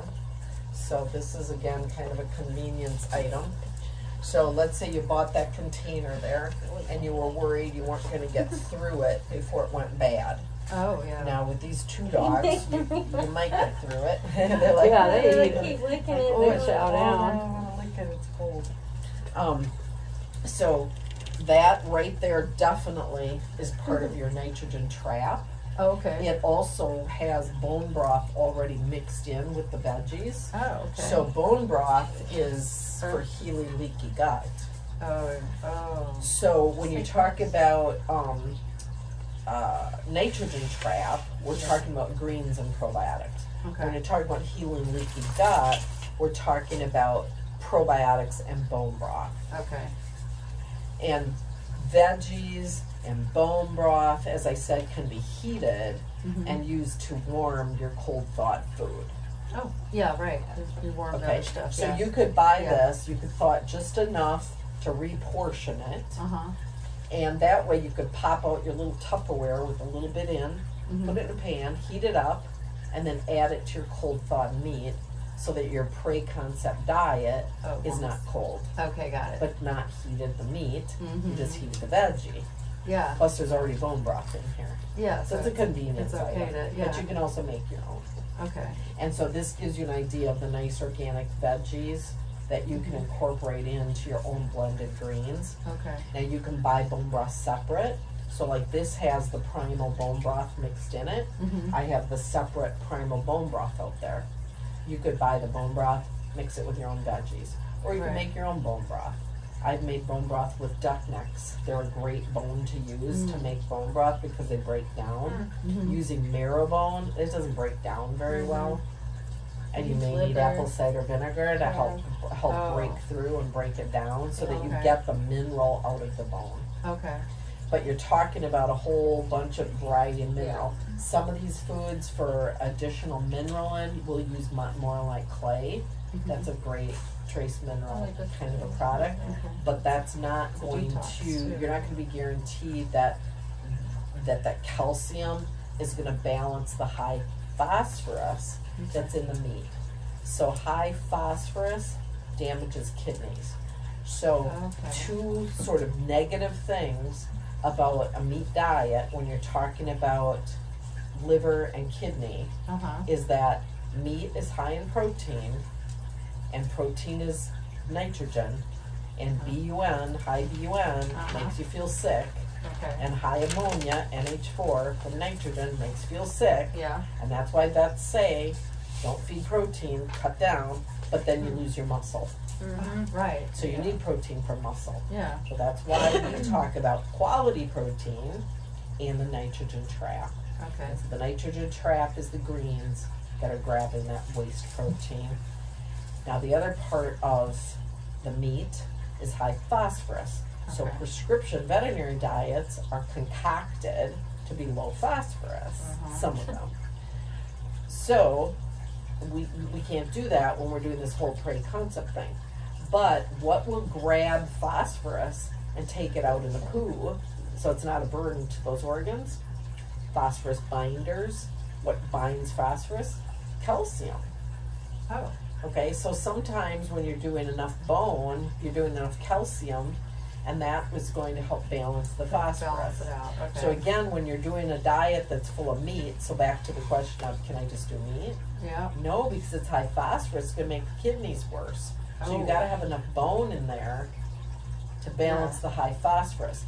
Now sometimes the food itself is already going to do that, but if it's not, how do we know? We actually can tell measuring phosphorus in the blood if it's too high, and we can add phosphorus binders. So adding a product, there's one out there called epichitin. It's calcium, and it binds the phosphorus, takes it out in the poo. There's other things that do it too, like Mylanta. So you know, like Amphigel, Mylanta, Gasset, like those. Yeah. Yeah. Okay. So there's the added benefit of them being antacid. Yeah. And when your BUN is high, it can burn through that mucus, so you can get uremic ulcers. Oh yeah. So sometimes you need antacid. Well, if you go to the ER with a kidney dog that's sick, they're gonna say you got to do Prilosec, omeprazole, famotidine. Those long-acting antacids would totally shut off your acid completely for 24 hours, then you take another one. Well, that's not good either, because now you're not processing your proteins properly either, because you have no acid to do that. Yep. So even using like good old fashioned Mylanta that you can buy at the pharmacy, these are short acting antacid that you can use intermittently to help with that. Plus it's a phosphorus binder. Okay. So maybe call me old school, but I'm actually using that instead in the animals that need that. That's interesting. Yeah. I'm gonna put this away. Yeah.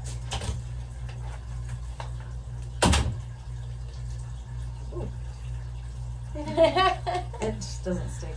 It always undoes it. Yeah, it always undoes itself. It's a party. Alright, so I'm gonna let you mold it all over for a second. Yeah. I'm gonna come down here and snuggle you guys.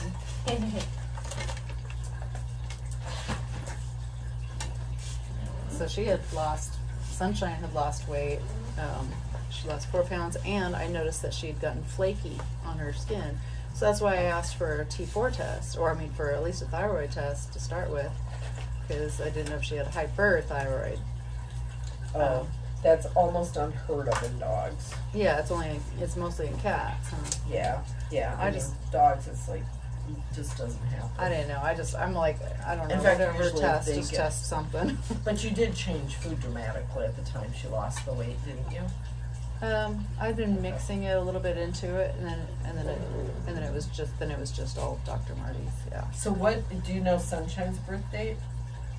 Yeah, it is October 17th, 2017. Ooh, it's 2000. So she's 7 then? Yeah. And what breed is she? Staffordshire Terrier.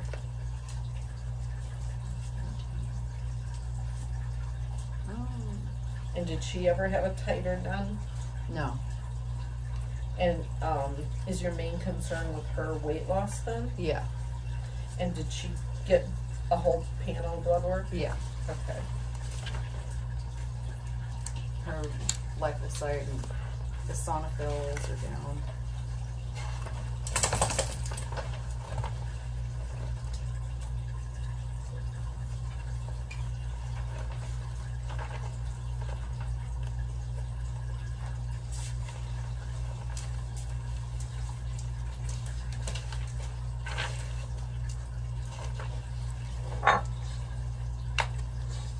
I can glance through that. This is her little cheat sheet.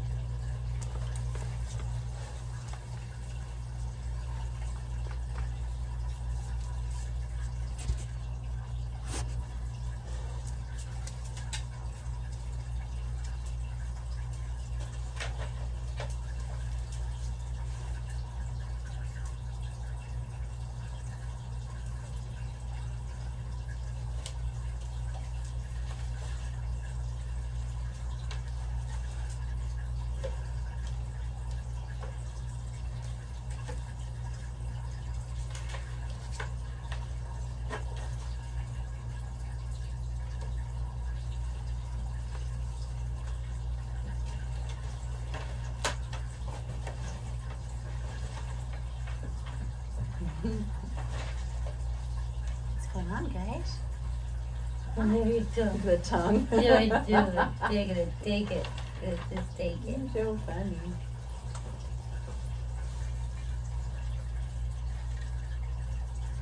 Your natural smell.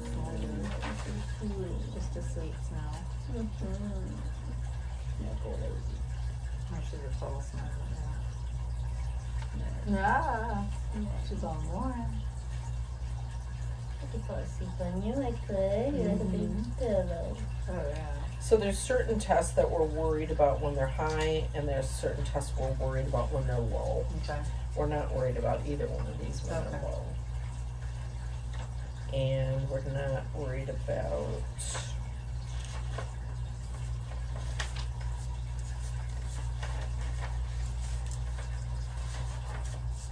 I see it. There's another one that we had circles here when it was low.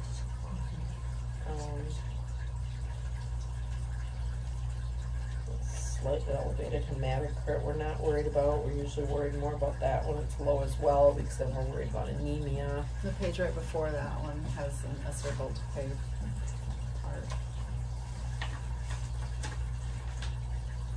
Yeah, this one. Yeah, we kind of talked about that. Yeah, that's low, so we're not worried about it. We're worried about it when it's high. Okay. Because they said she has liver and then kidney. You know, it's really hard to understand what they. Just getting information from the tech and not the doctor, and so I thought there was. If a tech said liver because of this, she's wrong. Yeah, they just. I just don't. Service. It's like I don't remember it, or they just because they were telling me that one of them's got this and the other one's got that, but then I realized that I looked at the paperwork and it said both of them had. She had the high cholesterol and the. And we don't worry about high cholesterol in dogs in the same way we do people. Oh, okay. But sometimes it's linked to thyroid, so it is good to check it. Okay. But not worried about arteriosclerosis and heart issues or anything Yeah, with cholesterol. okay. And cholesterol is a good fat, Okay. or a needed fat. Yeah. So. Okay. So taking care of the thyroid will help with the cholesterol. Yeah, and we got to make sure that she doesn't lose too much weight, especially if she's on thyroid medication that she actually didn't need. Oh. Since you didn't have a full thyroid panel. Yeah. Didn't know I asked, but trying to get information back and forth from a tech to the doctors without talking to doctors.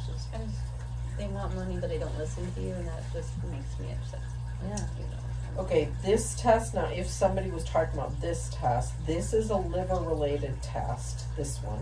Okay. This is a minor elevation, and it's not a real accurate liver test in dogs. It's looked at a little bit more in humans. It is part of these panels, but the liver ones that we really rely on more in dogs is these two. Okay. And this one is liver specific, and it was completely normal. And this one is not liver specific. It's the one that goes up with liver disease, adrenal disease, like Cushing's, stress, diarrhea before the blood draw, pancreatitis, bone cancer. There's a million things that elevate in all class, but it was low, first of all. And the liver specific one was completely normal. So this one, which is liver related, but we don't value it in dogs, was only slightly elevated. Oh. So if somebody said, oh, this liver test is up, it's like, well, yeah, it was, but everything else is okay. Oh, all right. So I just wouldn't put a lot of weight on that. Okay.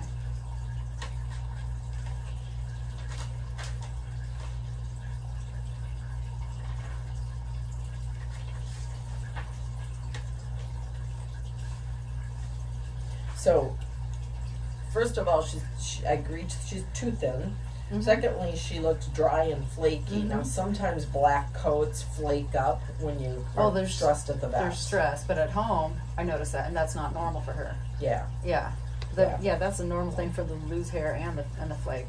Yeah. The stress. But And, we start talking about Asian philosophy and food therapy and that kind of a TCDM diagnosis and stuff, that she could be yin deficient. Yeah. She could have too much heat. Yeah. Things like that. So we take those kind of into account as we start choosing foods. Yeah, I'm interested in that. Yeah, and a lot of times a mild skin condition like that can benefit from the fish oil. Yeah. It's also possible to overdo fish oil.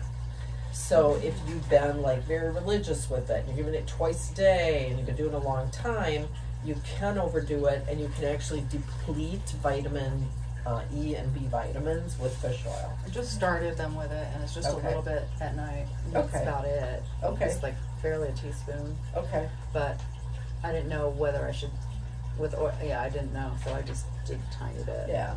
Now there is a dosing on there. Are you following the dosing? No, I just put probably a lot less than what they would say. You're doing less than what they say? Yeah, I haven't looked at it. Yeah, but okay. I just did. Because a teaspoon sounds like a lot, actually. Yeah. So. half a teaspoon. Oh no, they say teaspoon for 40 to 59 pounds. Okay, Yeah, so I guess just I'm actually kind of probably doing a little less. so than that. didn't you just tell me though that she lost the weight when you switched from carnivore kibble to Dr. Marty's? Mhm. Okay, so Yeah. before that I'm is when pretty she sure. weighed 50 pounds. Mm-hmm. Okay, because we can totally attribute the weight loss to that. Yeah, that's Now, what I could think. there coincidentally have been something else too? There could, Yeah. but honestly, all the blood work, in my opinion, is normal. Okay. Yeah, it's probably just that because it didn't have all the fillers, and that I was also I was putting too much veggies in there, you know, trying to use less of the Dr. Marty's because it's so expensive, Yep. and I gave them too much vegetables. Yeah. So you kind of even Yeah. even maybe made it worse because you kind of filled did. her up with the veggies. I filled her up with that. Yeah, it's mostly sweet potatoes is what they've been having. Or they just started having a little bit of green beans, but it's so I think I did it unknowingly, thinking I was trying to save money by not feeding them so much of the Dr. Marty's and then filling them up with that, but I just didn't give them the full nutrition that she needed. You know, that's why she lost the weight because I didn't give her all of it. Now, well, the last few days they've been on all of it because I realized what I've done. You know, and I add chicken and tuna. How come you got the best seat in the house? Pretty smart.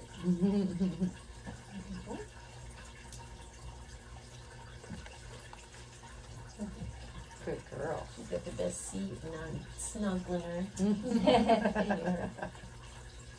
So we just got a little tartar on the gum line there. Okay. So she's a good candidate for the non-anesthesia teeth cleaning whenever you want. Oh, okay. And then have you seen how to brush their teeth with gauze and coconut oil? No, I haven't. I mean, I'll show you. yeah, I saw it out there that's what you had out there. Yeah. So But I haven't done it. a lot of people try to brush their dog's teeth and give up. And if you can do it with a toothbrush, that's great. But if you have trouble, this method seems to work really well for a lot of people. You also don't really need to do dog toothpaste. Most of it's just full of a bunch of chemicals. Oh, right. So these gauzes are nice because they're 3x3, so they fit your finger really well. Yeah. They're a nice tight weave. The stuff that's like cheesecloth is too loose and it's kind of stuck in their teeth. Okay. And so this gives her a little bit of grit to it. yeah, so you need that little bit of abrasiveness. And it doesn't really matter if your coconut oil is liquid or solid. It's the same stuff though that you buy in the cooking section. That's good. And no chemicals in it. You stay here. Oh yeah, treats. Now the best way to do this is to come from behind. So if you could get them to sit or stand in front of you and then use your body or legs to hold them and snuggle around like this, then the key here is to not open their mouth. Push their lip up like this. Okay. And then watch how I can keep her mouth shut, see how loose her cheek is, and I can slide back there and I can do those teeth way in the back. Oh my gosh, that's great. I can do upper, lower, corner. Now watch, slide back, keeping her mouth shut, and I'm way back here. And most of the time when you're trying to brush, you're lifting up here, and you're not even seeing all those important teeth that are way back there. Okay. And those are the ones that'll abscess. Oh yeah. With her lick. She's like, I want more. Was that yummy? You want to do it? Yeah. Good job. Your turn. Oh yeah, she says thank you. Do you want to do My it? goodness. You wanna try it? She's a little bit more of a scaredy cat girl. You look like your big tough kid, but you're a scaredy cat.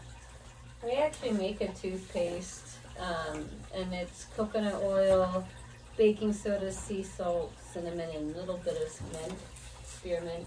Oh yeah. What yeah. company is that? Us, me and my husband, Pure Positivity. Okay. Yeah, but we don't sell it. We make it our own for our dogs though. And we just love, Yeah. We won't do the commercial. Yeah. That's great. And stuff, but It's nice to have this tank open. Oh, that's good to know. Yeah, I mean, all by itself, it's already like antimicrobial. Yep, exactly. For when I want to kind of take it to the next level, I'll add the Young Living Thieves. Oh yeah, to it. I saw it out there. Yep. Yep. So yummy. slide right back. Oh yeah. And you just kind of barely do anything as far as keeping their mouth shut. Yeah. But you definitely don't purposely open their mouth. Okay. The majority of tartar accumulates on the outer. Is it bleeding a little bit? Yep. Sunshine. So we've got some gingivitis somewhere that's bleeding easy. Right there. I like that coconut feels good. I bet on it. There. Is it good? Oh my goodness, yummy. Well, that's a great idea. Yeah, I mean, look at all the stuff on that's the daily plaque in just a few seconds. Wow. So it's not going to take hard tartar off, but it'll take the plaque off and slow the accumulation. Yeah. And then if you do that every day, they'll both get used to having their mouth futzed with. So when you bring them here for the a week cleaning, they'll be way more receptive. That's good. So, well, And then there's I had a blue healer that liked it. Actually, got used to when I would go brush my teeth. He'd put his paws up, so I would just have my well, I had a Dollar Tree brush at the time. I'm like, he's a bigger dog. Whatever. It worked. He liked it. And I had teeth issues. That's awesome.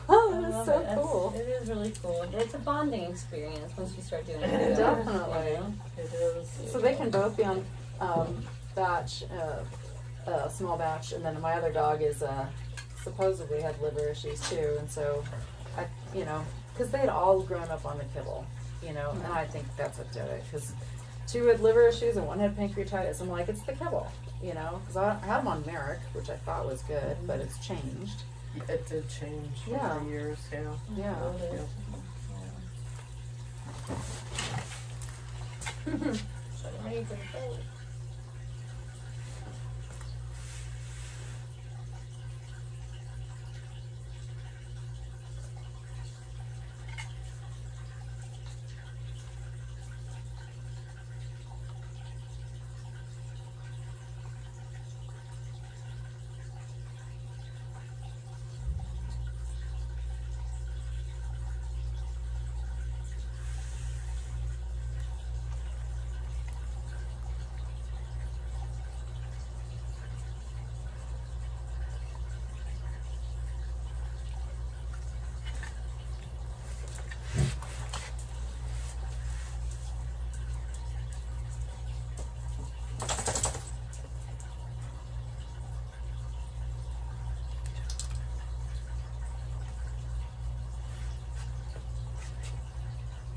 Have they ever had any ear issues? No. I smell them often. Good. I didn't feel anything in the thyroid area. Yeah, they usually don't get anything there unless it's cancer. Okay. And then that's when sometimes their thyroid values will run high. Oh, okay. Yeah. Wow. It's definitely like opposite cats. Oh, right. Hyper and hypo. And cats will be hyper and they'll get it palpable. Oh, you'll feel it. But dogs, Don't show. not so much when they're low. And they don't get like the goiter thing like people. Oh, People in Midwest would get for low iodine. Oh, and they really? would get the kind of thyroid where they'd get the big throat. thyroid glands and they're hypo. Wow. I didn't even know. And you don't see that much anymore because, there was Morton and iodized salt and all of that. Oh, but then when everybody started not doing, salt's a demon because of heart, then you actually saw a resurgence of, because then people weren't getting their iodine. Right, and that's why they added iodine to it, is because for people to get their salt. Yeah. And they added fluoride to the water for their teeth. That's why it's not like that in Europe. They have worse teeth because they don't have fluoride in the water. But now they have all kinds of extra chemicals in the water. So before we worry about reasons for weight loss and reasons for a little flaky, dry skin, I would, address your changes, which are going to be good changes for all three of your dogs, to a commercial, easier, prey concept, fresh diet, variety of different proteins, even a variety of a couple of companies. Okay. Ideally, you don't want to kind of put all your eggs in one basket with one company either, because what if something happens to that company? Right. What if they go out of business or something? Yeah, a lot of people are having that problem too. Yeah. Where they're not, It's hard for these companies to stay in business. Oh, Like, yeah. The markups are terrible and all of so, yeah. So small batch and OC raw, because I saw that out So there. those are my two favorites, and it's Okay. because there's no synthetics in either one. Yeah. So even like Stella and Chewy's, and they have all these different versions of their food now. They're a big, huge company, but they put synthetics in all of Yeah. their frozen food. Yeah, and if there's problems with the actual synthetic, wherever they manufacture, then it's all of them. Yep. You know, they that's what might happens be now. putting in the same premix as Hills. you Yeah. know, So Yeah, it's all the same. could It be- all comes from the same source. A lot of them do. Yep. Yeah. Yep. Tucker's, that's another brand that puts synthetics in, so Oh, okay. I don't recommend them. Okay. Northwest Naturals, they put in synthetics. Another brand that does not is Steve's. Oh, Steve's. Okay. Yep. So I don't carry Steve's only because I don't have room. Once Yeah. I'm hoping to move to a bigger space and get another freezer, and then I'll bring in another brand.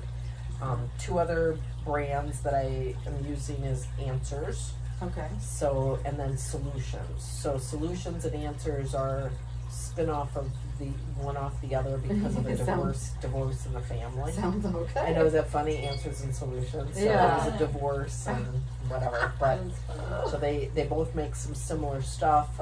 Both of them, their claim to fame is everything's fermented, heavily fermented. So that can be good unless you're really overdoing it. So it's kind of like, I don't believe in eating a plate of sauerkraut like this every day.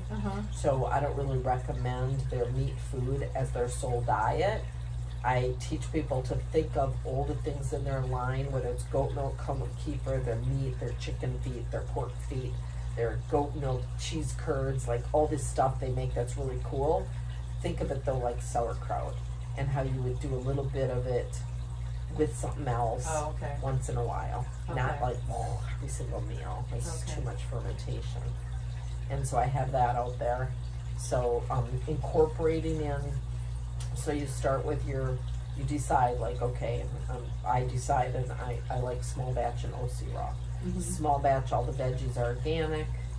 OC raw, the veggies are not organic, but all their nuggets, patties, bulk box, bigger things are all vacuum sealed. That's really pretty nice. Okay. Now, some people say, well, it's a negative because the meat's up against plastic.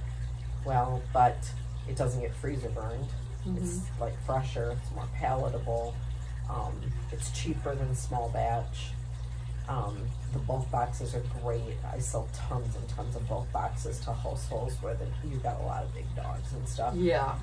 I even give extra discounts on it if you're really buying it from me routinely. And you're in, was it Glendale? Yeah. So you're closer to my home in Scottsdale. Oh. And I have a freezer there. And people either come on the weekend, like I'll get a call on a Saturday, can I stop by today and pick up a couple bulk boxes? Oh. And we'll try to coordinate so that you don't have to come out here. Okay. And then Is that okay give if you I do that discount. then? Yeah, Okay. for sure. Yep.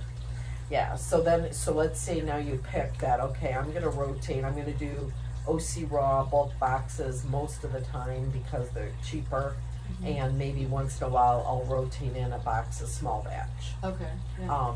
And then because of her having her liver issue, you're going to do some dark leafy green veggies added. Well, you might as well do that for all the dogs. So now you're either going to take some of the primal ones, or you're going to do your own.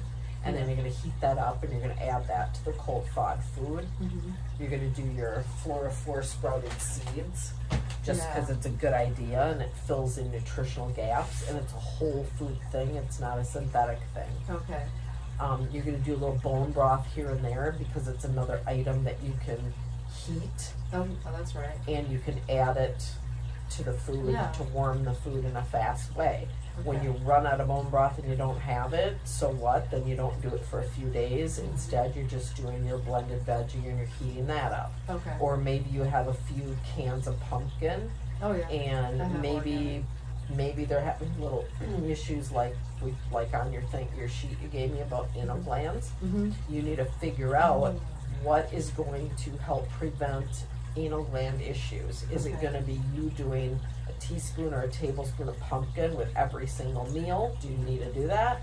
Or can you do green beans, like 10 of them every day, here and there over the course of the day, to create a stool consistency that helps her pass her stool in a way that she empties her anal glands on a regular basis? Okay, fiber. So keep in mind that Okay. when a dog expresses their anal glands, and all of a sudden it's like, oh, what'd she do? That doesn't mean she has an anal gland problem. No, She she's just just emptied letting them. it out. Yeah. Yeah, so that's fine. Exactly. It's when they're licking and scooting and licking and scooting and they can't empty them. That's not coming. Yeah. That's a problem. Okay. Now, when might that occur? Well, let's say something happened and they just had diarrhea for a week, Mm-hmm. and you just got the diarrhea now under control, but now they're licking and scooting.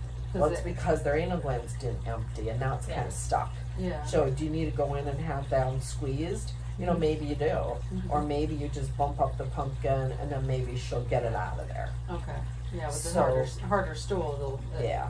Now, I will tell you that anal gland ruptures, Mm-hmm. they just happen out of clear blue for absolutely no freaking Yeah, reason. that's the problem. That's what she's had before. Yeah, and then she had it impacted. Did it actually rupture out through the skin?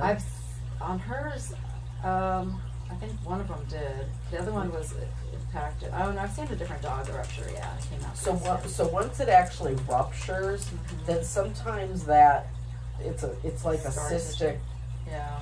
So sometimes then it's never normal again. No, Or- hers got a little hard ball inside of, Yep. So it's scar tissue inside there. Yeah.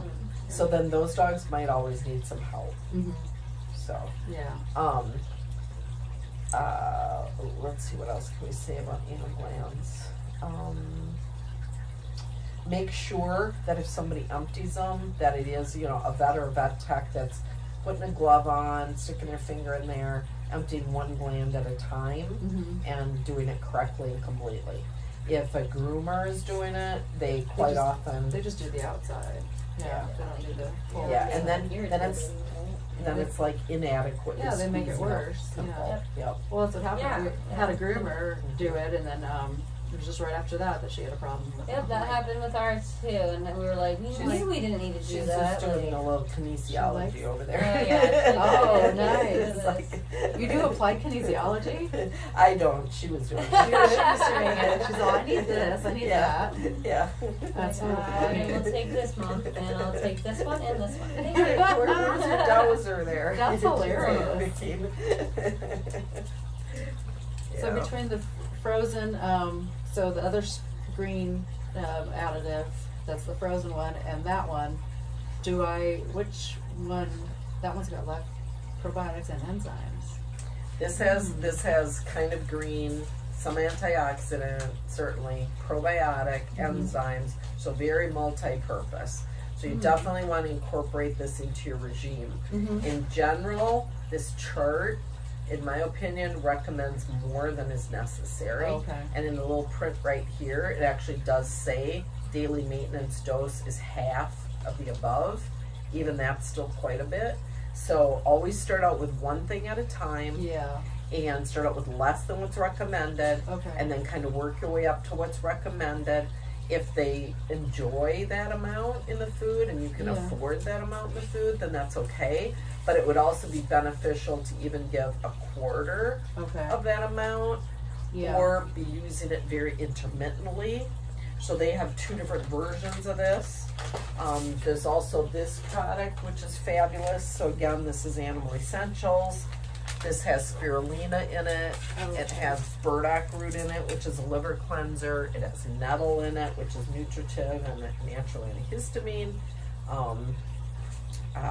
What else is pumpkin seed in there? That helps things move through. So that rotated in. So like I was saying before, variety is important. Oh, okay. You don't want to make every single meal so heavy in especially the same kind of herbals over and over and over. It's kind of like drinking, unless it's chai, you can drink chai every day. But, you know, drinking like the same heavy herbal tea over and over and over, usually like to vary that.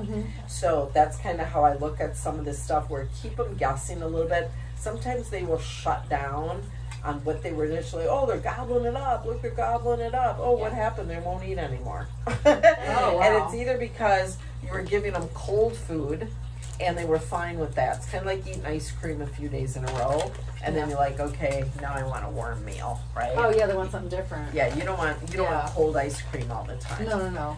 You also I switched them up on a lot of things. Yeah, you'd also don't want the same exact supplements in every single meal. They'll shut down. Okay. So keep them guessing a little bit with their Okay. food flavors. So Okay. different companies, different proteins, different supplements, Okay. and vary it. So even though I say this is great and this is great, are they exactly the same? Do they do exactly the same things? No, not at all. And vary it up. Can you put both of them in the same meal? Sure you can. Do you have to? No. Should you do that all the time? No. Okay. Right. I like that that's got the probiotics and the enzymes. Yeah. And once you have, now let's say there's a day though where you give goat milk. Goat milk's Yeah. loaded with probiotic. Or maybe you give sauerkraut.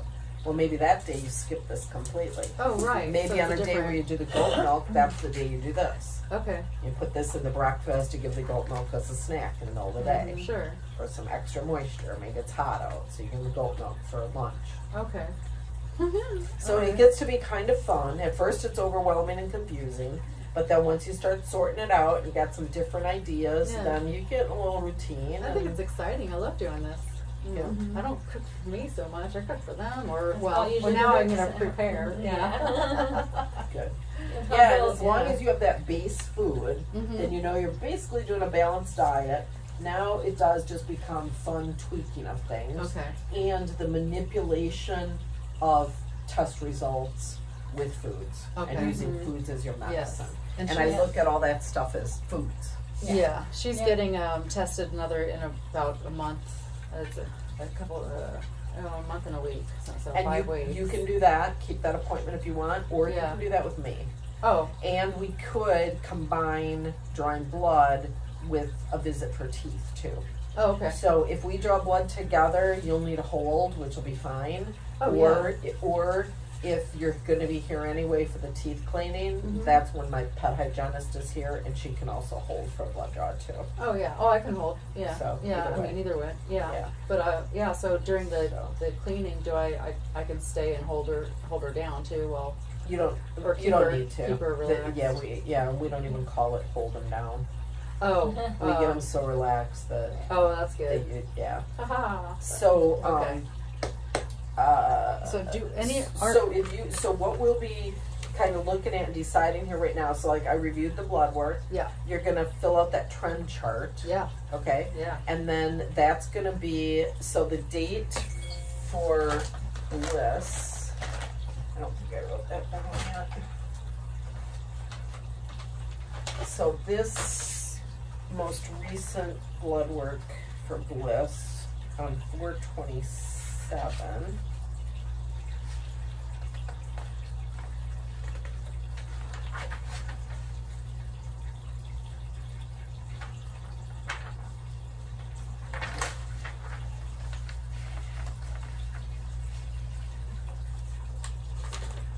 This is Bliss's blood work right here. That one's Sunshine. Oh no, that is No, Bliss. this is It Bliss. is Bliss. Yeah. So this was the 4/27 Oh, for that's Bliss. right. It's just a tough one. And this is the one where the ALT was all back to normal.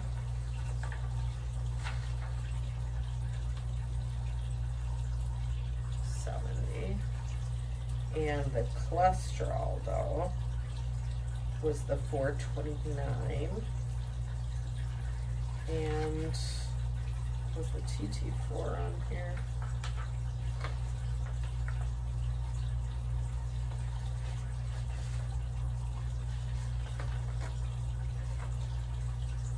So do you know when the TT4 got run on Bliss? Yeah, that was on 4/27. Oh, it was. Yeah. Okay, where is it? Oh, here it is. Okay.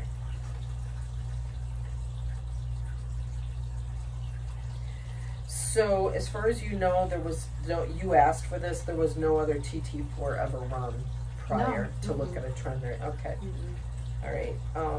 Yeah, I just had a little inclination and let's add that to it.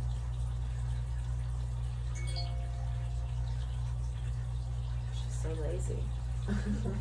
She doesn't do much.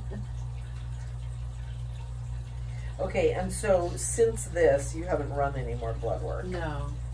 And so That's what they wanted to test. yeah, the follow up. To see if the levothyroxine, The levothyroxine is. thyroxines were. Yep. Yeah. Yep. Okay. So option is to recheck TT4 only, or you could do a full thyroid panel, Yeah. including autoantibodies. So it's like 8 different parameters. Now, if you run this with them, I'm going to tell you this is probably going to be $250 or more. I will tell you my panel's $125 Oh yeah. for that whole thing. Okay. Yeah, that's much better. And yeah. you can verify that, but I'm pretty sure that's true. Well, and you'll do the right one. And you don't do it in-house, you send it to IDEX anyways, right?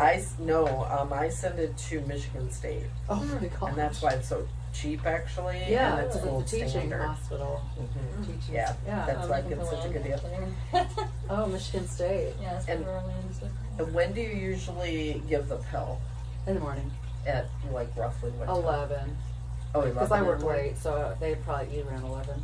Yeah. Okay, so and then at 9, 8 or 9 at night. Yeah. okay, so what you're gonna want to try to do for, let's say, about a week before the test is try to shift that a little bit so that you can actually give the pill. So like your teeth cleaning, we'll have to figure it out so that we can do the teeth cleaning and draw the blood if we're going to do that at one trip to see me or whatever. You're supposed to draw the blood around 4 to 6 hours after the pill's After the given. pill. Okay, right. Okay. Got Yeah. And we would be cleaning her teeth somewhere between 10 in the morning and 1 in the afternoon, Oh, okay. depending on how we'd have to schedule her, depending on the day and this and all that. So that week before, I'll just start doing it earlier than that. Yeah. That way, there's enough time to test. Okay. And we can look at a schedule and if you want and Yeah. kind of pick a day. So here we clean teeth on 2 Wednesdays per month. Okay. And at my house in Scottsdale, we clean teeth 1 Saturday per month. So if Saturday's any better for you as far as work. Saturday's much better. Yeah, I'd rather. okay. Yeah. All right. And then that might even work out. Well, what'd you say, 10 or 11 you usually give the pill? So, I need to start earlier. yeah, so even, that day, it wouldn't even be that far off if you even gave it at 8 or 9 in the morning if we schedule her at, 1 in the afternoon for the teeth cleaning. So. Now, are you supposed to give it with food? Because they said to give it with food, but then I've learned that you're not supposed to give it with food. To be honest, it doesn't seem to matter much. Oh, it doesn't? Okay. No. All right. I've had people do it both ways over the years, and I don't think it matters a whole lot. Okay. Most people end up giving it around the time of some food. Okay. So. And all these are still good to give? And then was she 79.6 pounds when the blood draw occurred on this day? Yes. Okay, and then has she been weighed since then? Nope. Okay, we can weigh her today if you Oh, want. yeah, I saw that. That's good. Yeah, I'd like to.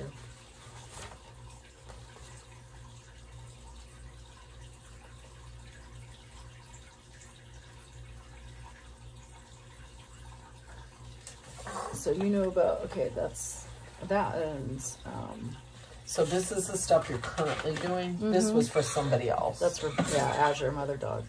This is your product? Yeah, we've been doing that for the last 2 years now. And essentially, they'd be the micronutrients that the prey would have been eating, but our essential background experiences with our meats are not quality, obviously, unless we get from a butcher or something. So when we mix this with the meats, the micros with the macros, it works magic. We've been getting incredible testimonials back, so I don't know. I was hoping, hearing, you know, what you have to say about that with what she got going on too, and everything too, you know. So basically the ingredients that you're putting in here are carrots, pumpkin, coconut flour, coconut oil, flax seed oil, apple cider vinegar, turmeric, mint, crushed eggshell. Yes. That's what you're putting in. Yes, and it's a crushed eggshell and membrane and everything. And I heard what you said earlier, so I was intrigued. I'm excited to talk to you about it. But so there may still be benefits to. Certainly, there's benefits to the eggshell membrane, and the fact that crushed eggshell is in here isn't. For example, let's say somebody were hypercalcemic. Oh. And let's say she develops an anal gland tumor. Because, and then anal gland tumors commonly produce calcium, actually. So, like, if you measure high calcium in the blood, the first thing you think is there an anal gland tumor? And you go palpate and you see if there's an anal gland tumor. And we've been told with the stones and stuff, too, that it could be an issue because of the calcium. If it's calcium oxalate, crystals or stones. So we're actually in the process of doing one without eggshells for more organ care. We're going to call it organ gold is the idea because of that issue we've been coming across. But that's, you know, because we're not veterinarians, but we have our own expertise in things, and that's why we're like, when she told me about even coming to you, I was like, well, that's interesting, because my husband watches your YouTube videos, and we put it all together because we work at the market here, and a lot of locals have told us about you, so it just was serendipitous this happened. I would like to maybe a separate time, because this is her meeting, her appointment with you. Perhaps we can have a talk with you. But she's using this on her dogs, She is, right? and that's why she brought me in too, to kind of hear what you have to say. But I would love to, I'm saying another time, my husband and I be able to talk to you maybe about this, because we would like to have a holistic vet that understands our purpose in this, because we're tired of hearing about all the pet what neither of us knows for sure is, you know, how much of that eggshell is absorbed, and is it a good thing or a bad thing? So, like, if I knew how well eggshell was absorbed, and it were even a sort of measurable thing where you could say, like, instead of the animal essential seaweed calcium that I'm saying, use that with meat to get your balanced calcium phosphorus ratio when you're home preparing. If you knew how much eggshell was absorbed, if it is, then you would use that in the instances when you want the calcium. Right. If you have a dog with calcium oxalate crystals or stones, or you have a dog that in the blood is hypercalcemic because of an anal gland tumor, well, then you don't want the eggshell. And so it's kind of like I'm on the fence. You can't really say, is it good or bad? Well, it's not necessarily good or bad. It just depends. Yeah, it depends. Okay. That is one thing we're talking about eliminating for the organs. And then, if I'm going to pick this apart in a friendly way, one of the things that some would say is this turmeric absorbable? So, for example, there's the golden paste, right? And they teach you have to do certain things to turmeric for it to be useful. The curcumin. So we have a very high curcumin turmeric. It's almost like when I opened it, I was like, oh my god, this is like magic. Like, it felt like I just wanted to inhale it, because the regular turmeric you get in a store is just bland crap. So that is very potent. I'll say we do get very high quality. We make sure we source everything very properly. But is it absorbed? That's the question. I think I was kind of going at with some of the testing. I was like, how do we know exactly? Because we are getting incredible results. But what are we knowing about individual? We don't know the individual animals and yada yada. You know. But in our personal families, dogs from Shelties, German Shepherds, Chihuahuas, and cats, we've had great responses from, results. So it's... I think, so first of all, in general, anytime you start adding anything that's whole food to, like, do you follow Rodney Habib? Do you follow Rodney? He's with Dr. Becker on, there's a group called Inside Scoop. It's one of the first subscription Facebook groups. Okay. And the reason he was allowed to do that is because he has millions. I don't know if he's up to 5-6 million followers. Oh my gosh. So he's the top pet blogger in the world. He teaches Apple how to do things on Facebook. Yeah. So he and Dr. Becker wrote the book Forever Dog. Right, Oh, okay, I'm listening to that now too. Yeah. Because they have an audio. Yours isn't on audio yet, is it? My book? No, I'm working on it. I was hoping so. Yeah, Oh, that's funny you ask, because I'm working on it. I just paid somebody to actually help me do that. Oh, that'd be great. Great. Oh, that'd be so helpful. Totally. But anyway, where was I going with that?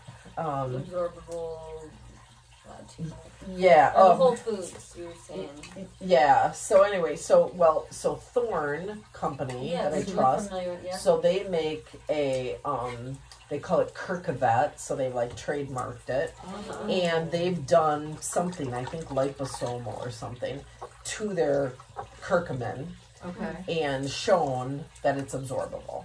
Oh, and then we know that golden paste is absorbable because of how they're combining. I think with black pepper and black pepper, it harmonizes together. Yeah, it's like vitamin C with green tea. When you do the lemon green tea, it boosts your antioxidants. Now, for example, flaxseed oil. What I've been taught about that is they don't have the enzyme system like we do in order to break down the omegas in omega-3s in flaxseed oil to the utilizable EPA and DHA like we can. Okay. So they can do it a little, cats can't do it at all. And so flax can be useful as a fiber, but it's not really useful when you're talking about the oil. It's not useful as an omega-3 like this is. Okay. Oh, really? Yeah. I think the purpose was to try to help eliminate the idea of the fish oils, because there's so many interesting sources we're hearing about that. And then it had 3, 6, and 9 is what we were trying to do. The process essentially is just salt. We do the full carrot. We don't cut anything up. It's boiled, but not overly cooked, and then we dehydrate. But is it ground flax or is it flaxseed oil? It's flaxseed oil we put in there, and so Sunshine. Leave it. And mainly because of the omegas too. Yeah, but see, that's not. So it's probably not effective. Okay. And I'm just sharing what I believe at this point. Yeah, sure. Ask me in a year, it might be different because I change. evolve, right? Yeah, I learn and sure. evolve. But now, like for example, this has flax in it, but it's flaxseed meal. Right. Okay. And he's not putting it in there to be an omega-3 source because he knows that it's not utilizable for that purpose. Okay. It still has a purpose as far as flaxseed being a really good fiber. Okay. But as an omega-3 EPA DHA, probably not effective. Okay. That's, anyway, my opinion until it changes. I love it. So, coconut oil also is not a good omega-3, but the lauric acid that's in there is useful for other things. Okay. So, coconut flour, when you're looking at coconut as like a flour and starchy and sugary and stuff, is again relative, is a good thing, but do we need coconut flour in a dog supplement? Yeah, and that's mainly the reason why we have it is to be a binder of the puree.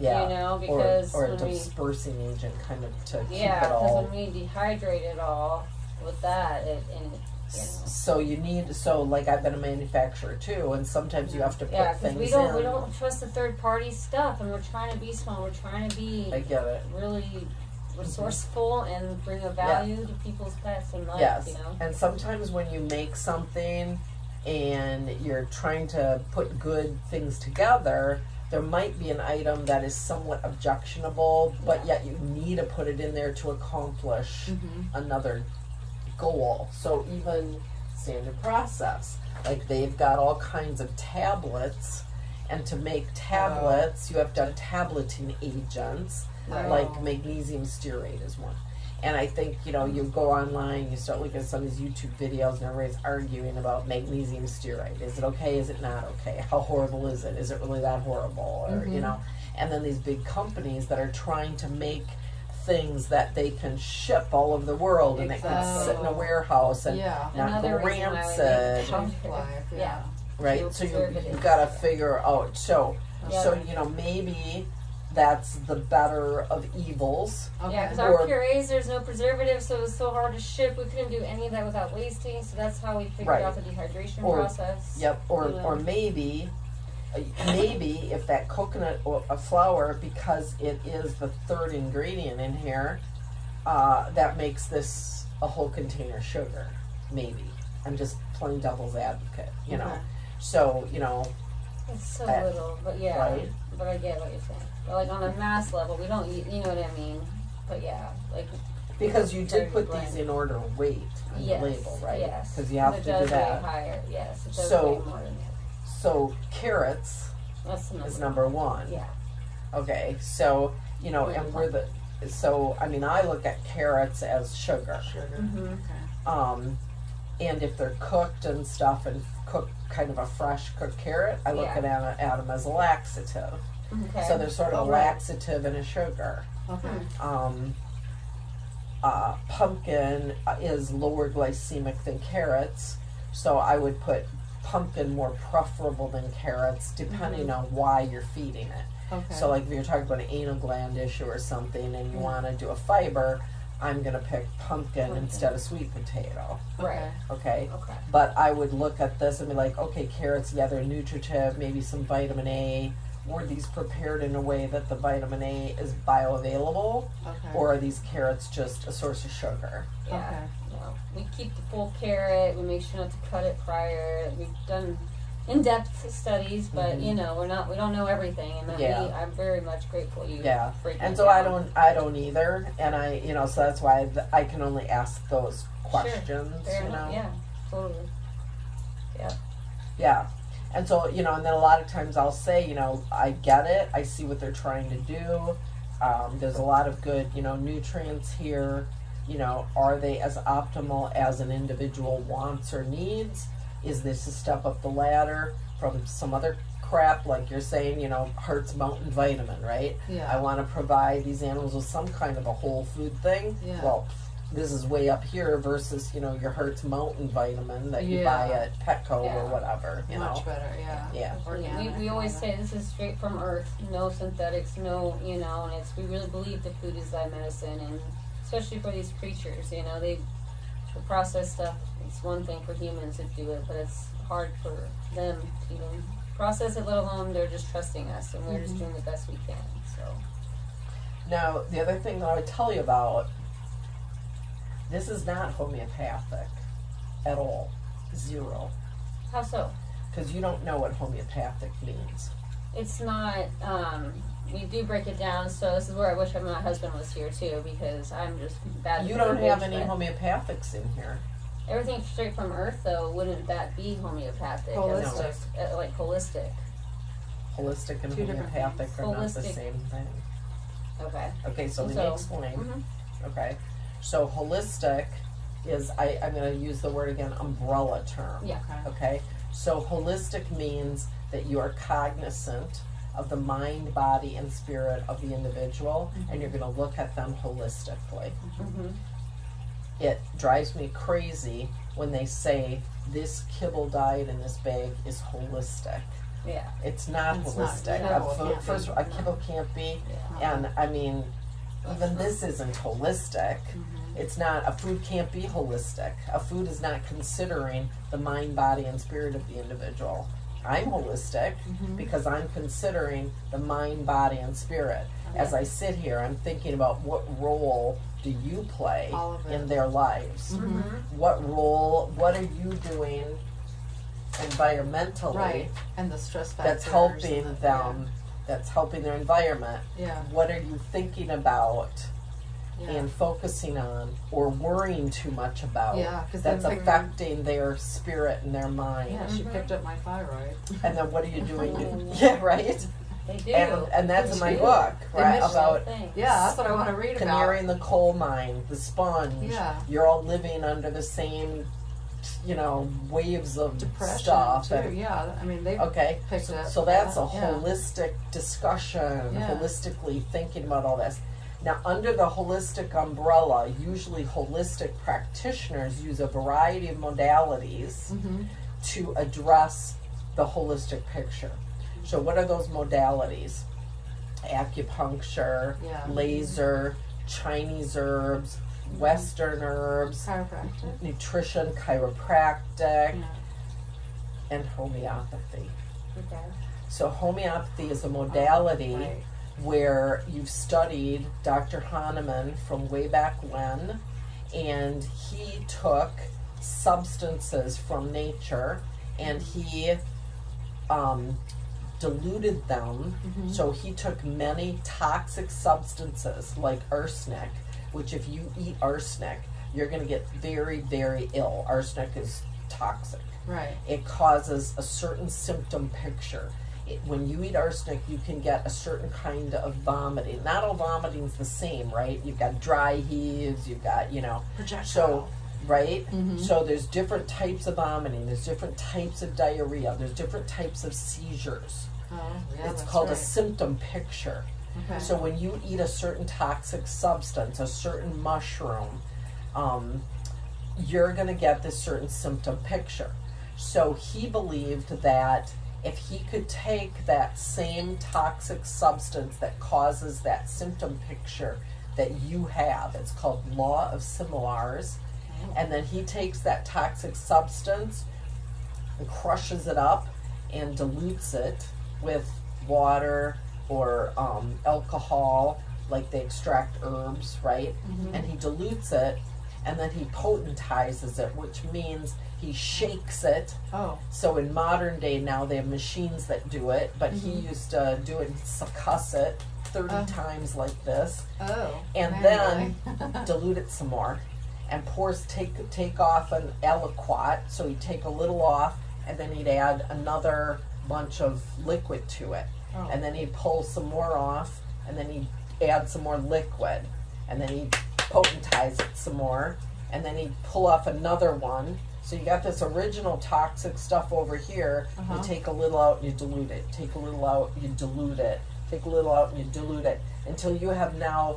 So this take you back to grade school math. Avogadro's number, which means there's nothing left. It's a where trace mineral. Where you've Or got trace. it's so tiny amount Uh-huh. of it Yeah. left that there's nothing left.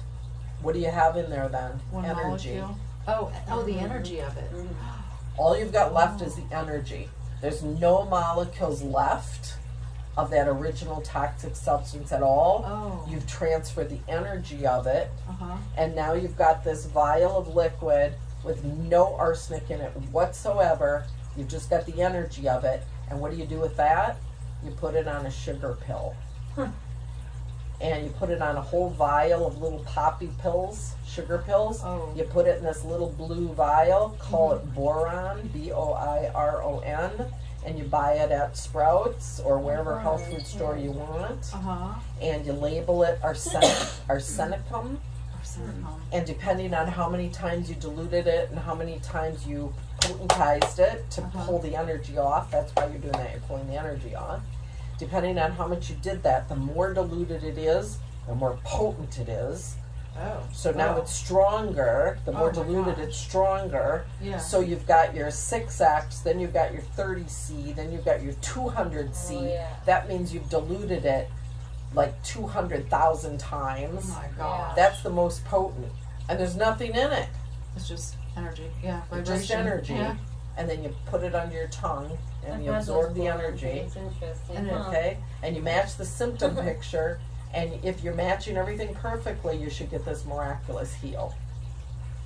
Okay? That's It's stimulating. homeopathy. Homeopathy. Okay. Okay. Okay? How So long? you're looking at your label, it would Change need the to say holistic to Nux holistic. vomica, arsenicum, Yeah. okay? And it would say 6X or 30C or 200C. That's Yeah, the we've seen potency those. of it. Yeah, Okay, that's homeopathic remedy. You use like even the arnica and certain things and for certain things. So I'm just going to tell you that if you want to be taken, so no Please. offense, I'm Not really at trying all. to help you. Yep.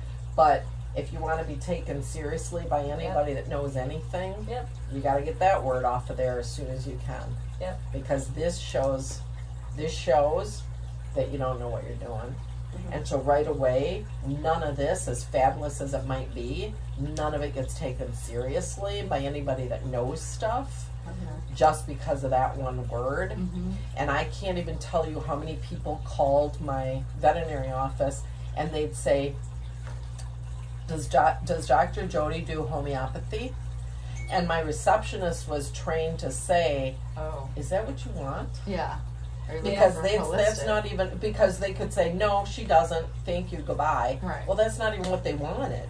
They wanted holistic. Exactly. They just don't know the verbiage. Yeah. So if I had a receptionist that I didn't train, I'd lose business because they didn't want a homeopath. No. Right. Yeah. Now, if they did, well, then I'd have to say, well, not really. I mean, I do know enough about it to explain that to you. Yeah. And I do use some homeopathy for a few certain things. Yeah. So like Thuja, Thuja, that's used as a vaccine remedy.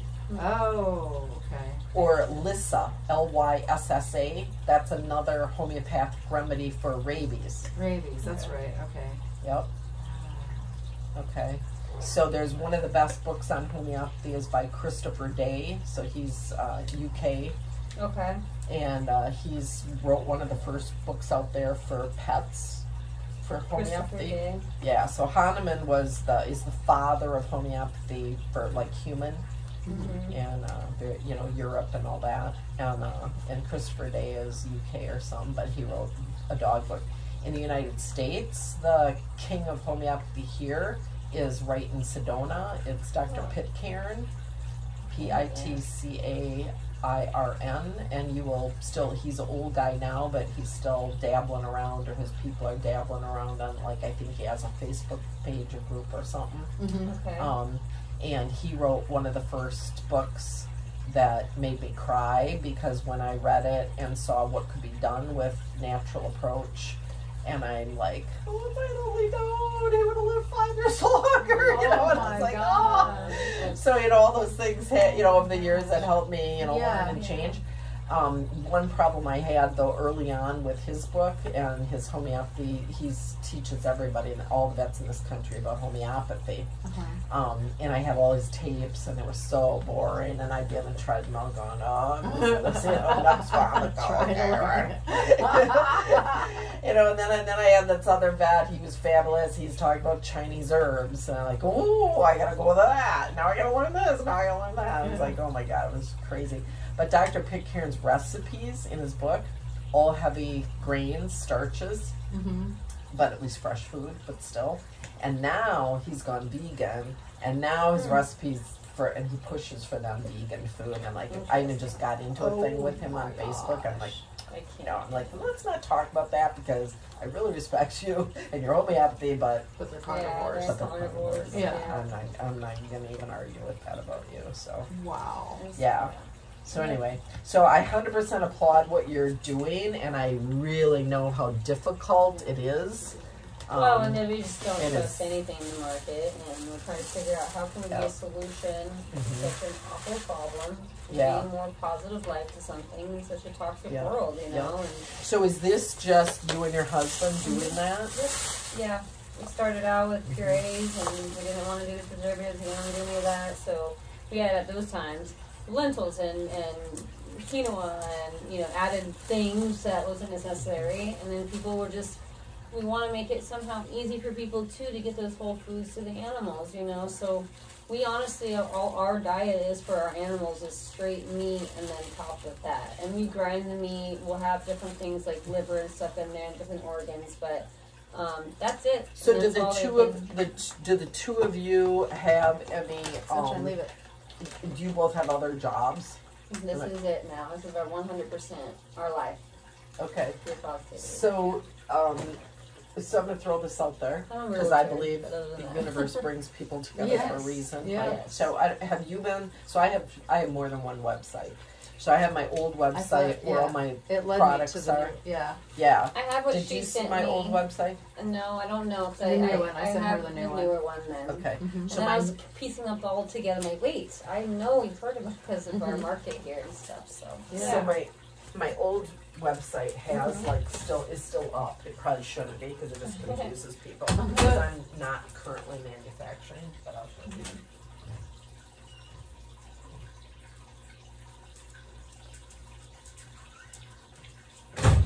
So I have a new client friend that wants me to like revive my stuff. Oh, really? But I mean, I'm at a place in my life where I left behind. I had a 5,000 square foot practice in Wisconsin. I had 13 employees. I had 2 different freeze dry manufacturer co-packers. That, I mean, when you talk about a freeze dryer, it can be this big, it can be this big, or it can be this big. we looked into those. And the freeze dryer that he had there was this big. Wow. And at one point, I had the opportunity to have one buyer that had 14 stores. This was in Texas. And I provided them with 14 stores worth of my product. I had 12 other retailers all around the country, which isn't many, but it was still, for me, it was huge. That's amazing. Well, Yeah, and so I'm incredible. providing cases, for these places, plus my own vet clinic. And then he couldn't provide for those 14. And so I lost that account because he couldn't keep up. And so as a little guy relying on other places to do your stuff is hard because you're at the butt, and as soon as somebody kind of surpasses you, well then they're gonna help them and they're not gonna help you anymore. So that's why eventually as you grow, you kind of got to get your own big stuff. What we're doing. We have 2 large commercial size dehydrators, 2 kitchens that we work out of. We're just pumping it out now, but Dehydrators or freeze dryers? Dehydrators. Yeah. We don't have the freeze dryer. We got offered one. I didn't know too much information, oil and no oil, all this stuff, and so and the benefits, no benefits, all of that. So that was a whole nother process we haven't jumped into yet. Yeah. So dehydration was the option for our purees that came up to be the easiest thing at the time. So and then there's just 2 large ones now that we have. Yeah. So this was my pea support. So that is cordyceps mushroom, pork uterus, and kidney. Wow. Okay. So it's general urinary tract health. It's freeze dried. Sunshine And, smells it. and because it's freeze dried pork uterus, apparently the natural hormone is retained. And so when you give that to a spayed female who's leaking, it stops. Oh, And it's the only thing on the market that's natural animal based that does that. So you can do soy estrogen. And I have 2 products now that are working that are soy estrogen, but that's not as ideal, I think, for long-term health as that was. And so I sold cases and cases and cases of that. This is my last one. This is just like, that's your baby. I get it, and then my other big seller was a little deli container of entrail mix. So I played I was so curious about that. So the entrail mix was cool because I tried to use the best, healthiest parts of the different animals. So and I had no chicken in it because there's so many chicken issues. So there's no chicken, no starch, and so that. But then I used lamb liver, lamb spleen. You can't find spleen out there, and all these animals are having splenic disease like crazy. And none of them are getting to eat spleen. Or maybe if they were eating spleen, they wouldn't have all the splenic disease, right? Because thyroid, eat thyroid. Oh, interesting. Kidney, like eat feed kidney. like, For sure. That's why I was giving them liver treats for their liver. 100%. Yeah. That makes sense. Yeah. Okay. So So the entrail mix filled in a lot of those gaps. The rabbit, grass-fed beef kidney I had in there, and so I tried to make it up above and a good blend. Versus where you got to buy a bag of liver, you got to buy a bag of heart. You don't know where, what kind of animal it came from, and all that. So anyway, if I revive this, I don't have time.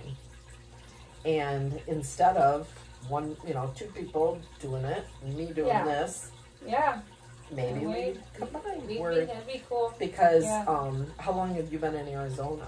my whole life, so 38 years, and he's 42, so about 40 years. We've So- watched it go from nothing to where it's at now, and Yeah. all of his family in Michigan too gave us ideas to have more land and have more space for possible freeze dryers and real animals and real quality, you know, because we don't have that in the city, you know. That's why so, Stella and Chewy's, you know Stella and Chewy's, right? Yeah, not, So they yeah, went- not a fan because of the synthetic stuff, but yeah. Right. So she started in New York, Uh-huh. and then she went to Muskego, Wisconsin, Oh, okay. More space, Yeah. cheaper. because the Amish.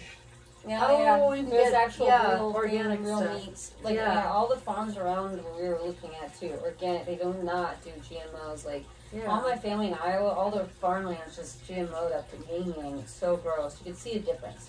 And Your feel family's it. in Iowa? Yeah. Yeah.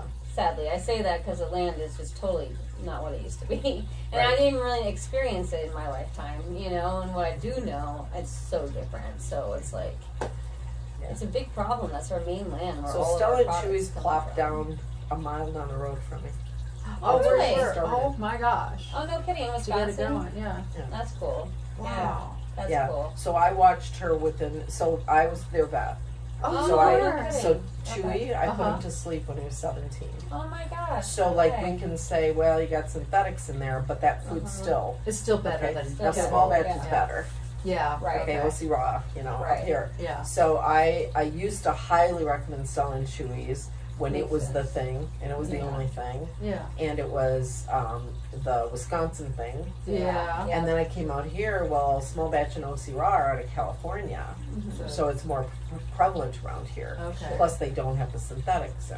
Mm-hmm. You know, so all these foods, like we can say, well, I don't recommend this because, but it's like, well, this fills a niche, or this Right. is available, Yeah. or you know, it depends on where people live. Yeah. Like if the only place they can find any kind of frozen raw food is at Petco or PetSmart because they have one freezer there and they have Yeah. one brand, and it's Nature's Variety Instinct, Mm-hmm. and they have synthetics and it's Oh, high yes. pressure pasteurized. Yeah. Yeah. Well, it's better than all the kibble in the store. Yeah, it is. Yeah. So if that's the only food they can feed, it's still up the ladder. Right. Exactly. Which, yeah. Yeah. We try to bring awareness to that too. Everybody's doing the best they can, you know. And I truly believe even, and there's even studies where you give love to animals that just in itself helps us substantially, you know. So if you're just doing the best you can, you know, in the Intent end. is but- huge. Oh yeah, intent is Kibbles. everything. So, Absolutely. yeah. But it's totally Yeah. inhumane in my heart, though. What most of the stuff in PetSmart and all that stuff that they shouldn't even be marketing it to the mass public. But that's a whole other conversation time. But I know. can get I very think passionate about it too. and Yeah, would I love think to, it gets us all upset about yeah, because we all got fake our stuff. own life's experiences with our pets and getting duped and taking this so many time, so much hours and looking into things and doing this stuff. So Yeah. I appreciate all your feedback, and honestly, I would love for us to be able to maybe sit down and have a conversation because I think you'd really enjoy my husband. He's an in-depth researcher. You guys will have a whole lot to talk about too, I'm sure. And Well, I've seen him sitting over. So he did farmers market. yeah. So I've if I seen him was, sitting over there. yep, I was not able to go some of the last few ones, and so yeah, he worked them by himself. Yep. Did you guys meet then? No. Okay, I wasn't Mhm. sure. Yeah. No, I barely ever get to run over there and grab some food because I they're know. always on the same day as teeth cleaning. Oh, teeth Oh, cleaning geez. Wednesday. So I like Yeah. it that same day because I can send all my clients over there. Oh, right. You know, like Okay. go grab something, come back in 20, 30 minutes, and you know. Oh yeah. Cool. Someplace to But do I it. never get to go over there. Yeah. I get done right around 2 o'clock. It's like, It's oh, they're all done. shut And it's down. over. Yeah, it's over. We always have the best sales in the end. I feel like it should have stayed open a little later, to be honest, because Yeah. it was really busy at the end of March. So So that's when people are getting off work. Is a little later in the day. yeah, or even So, but Huh. it's done now for the season. Oh, for the season. So Yeah. you do know that. So speaking of apple cider vinegar, and weeds, as far as weeds go, you know that anywhere you want to kill weeds, where like sidewalks and stuff, you can do apple cider vinegar. Oh, what about diatomaceous earth? Oh, that's for bugs, huh? Yeah, that's for the Okay, bugs. so apple cider. Okay. Yeah, so and there's the Harris 30%. You can buy it at Home Depot. Oh. It's very strong. Like that'll burn you. But you can put that in even in a you know, you can buy those empty sprayer thingies Oh yeah. for pesticides or herbicides or Anything to whatever, spray, and you yeah. put your vinegar in there, Oh yeah. and then that way you've got a thing to go and kill your a lot easier. But it'll kill all anything. but so will Roundup. Yeah. So You don't know. put it in the grass. But Yeah, don't put it on the grass. Put on the gravel that has the weeds coming through. Yeah. I mean, around here it's perfect because you know, like me, I don't have any grass. Yeah. So I can spray the gravel with that, and Yeah, and it's safe for the animals that are coming in here Yep. because they're going to go on it with the Yep. gravel. Okay. yep.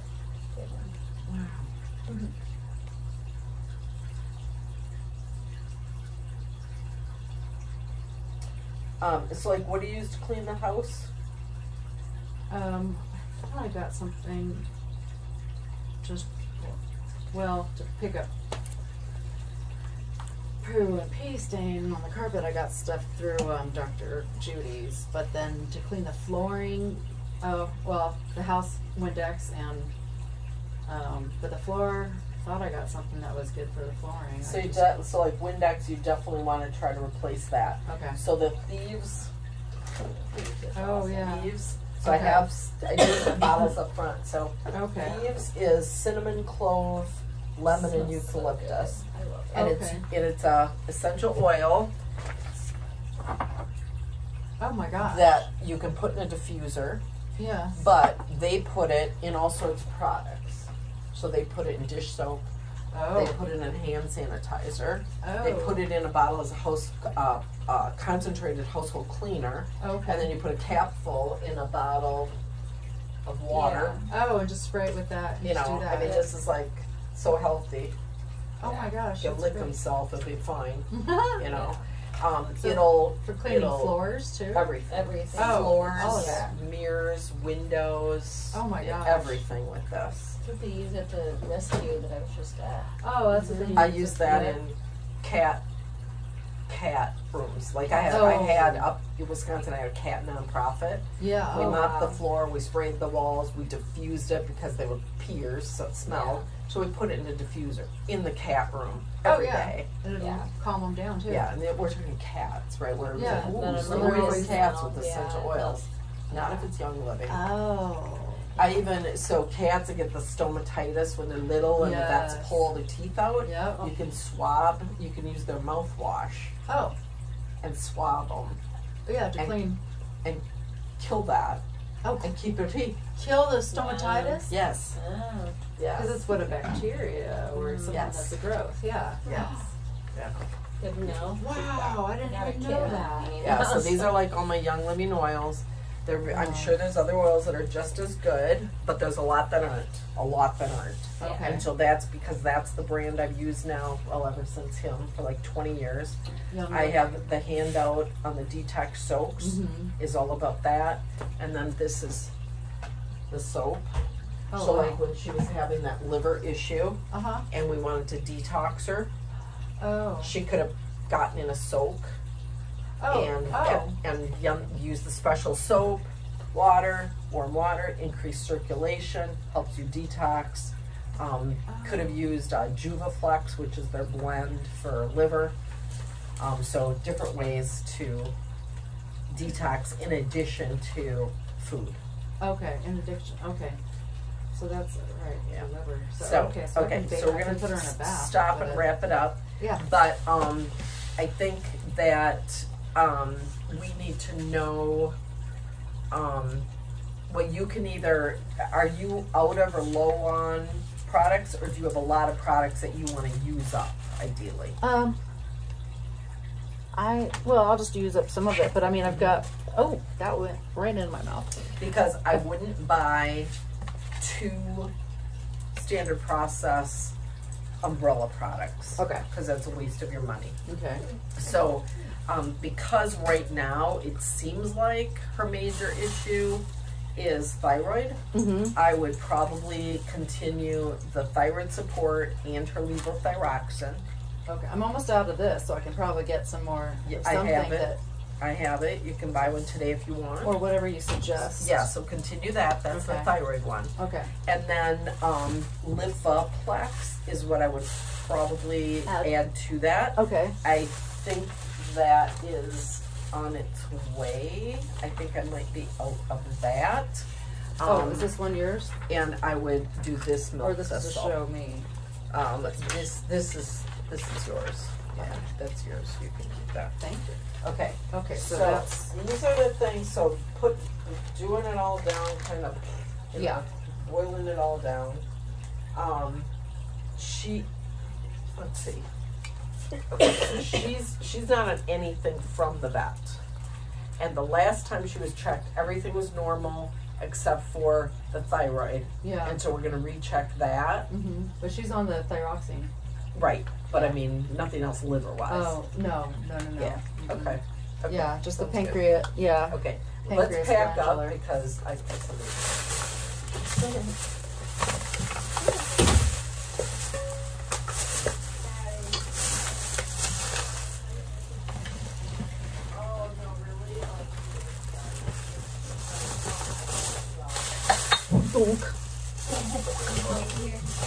That's the pup,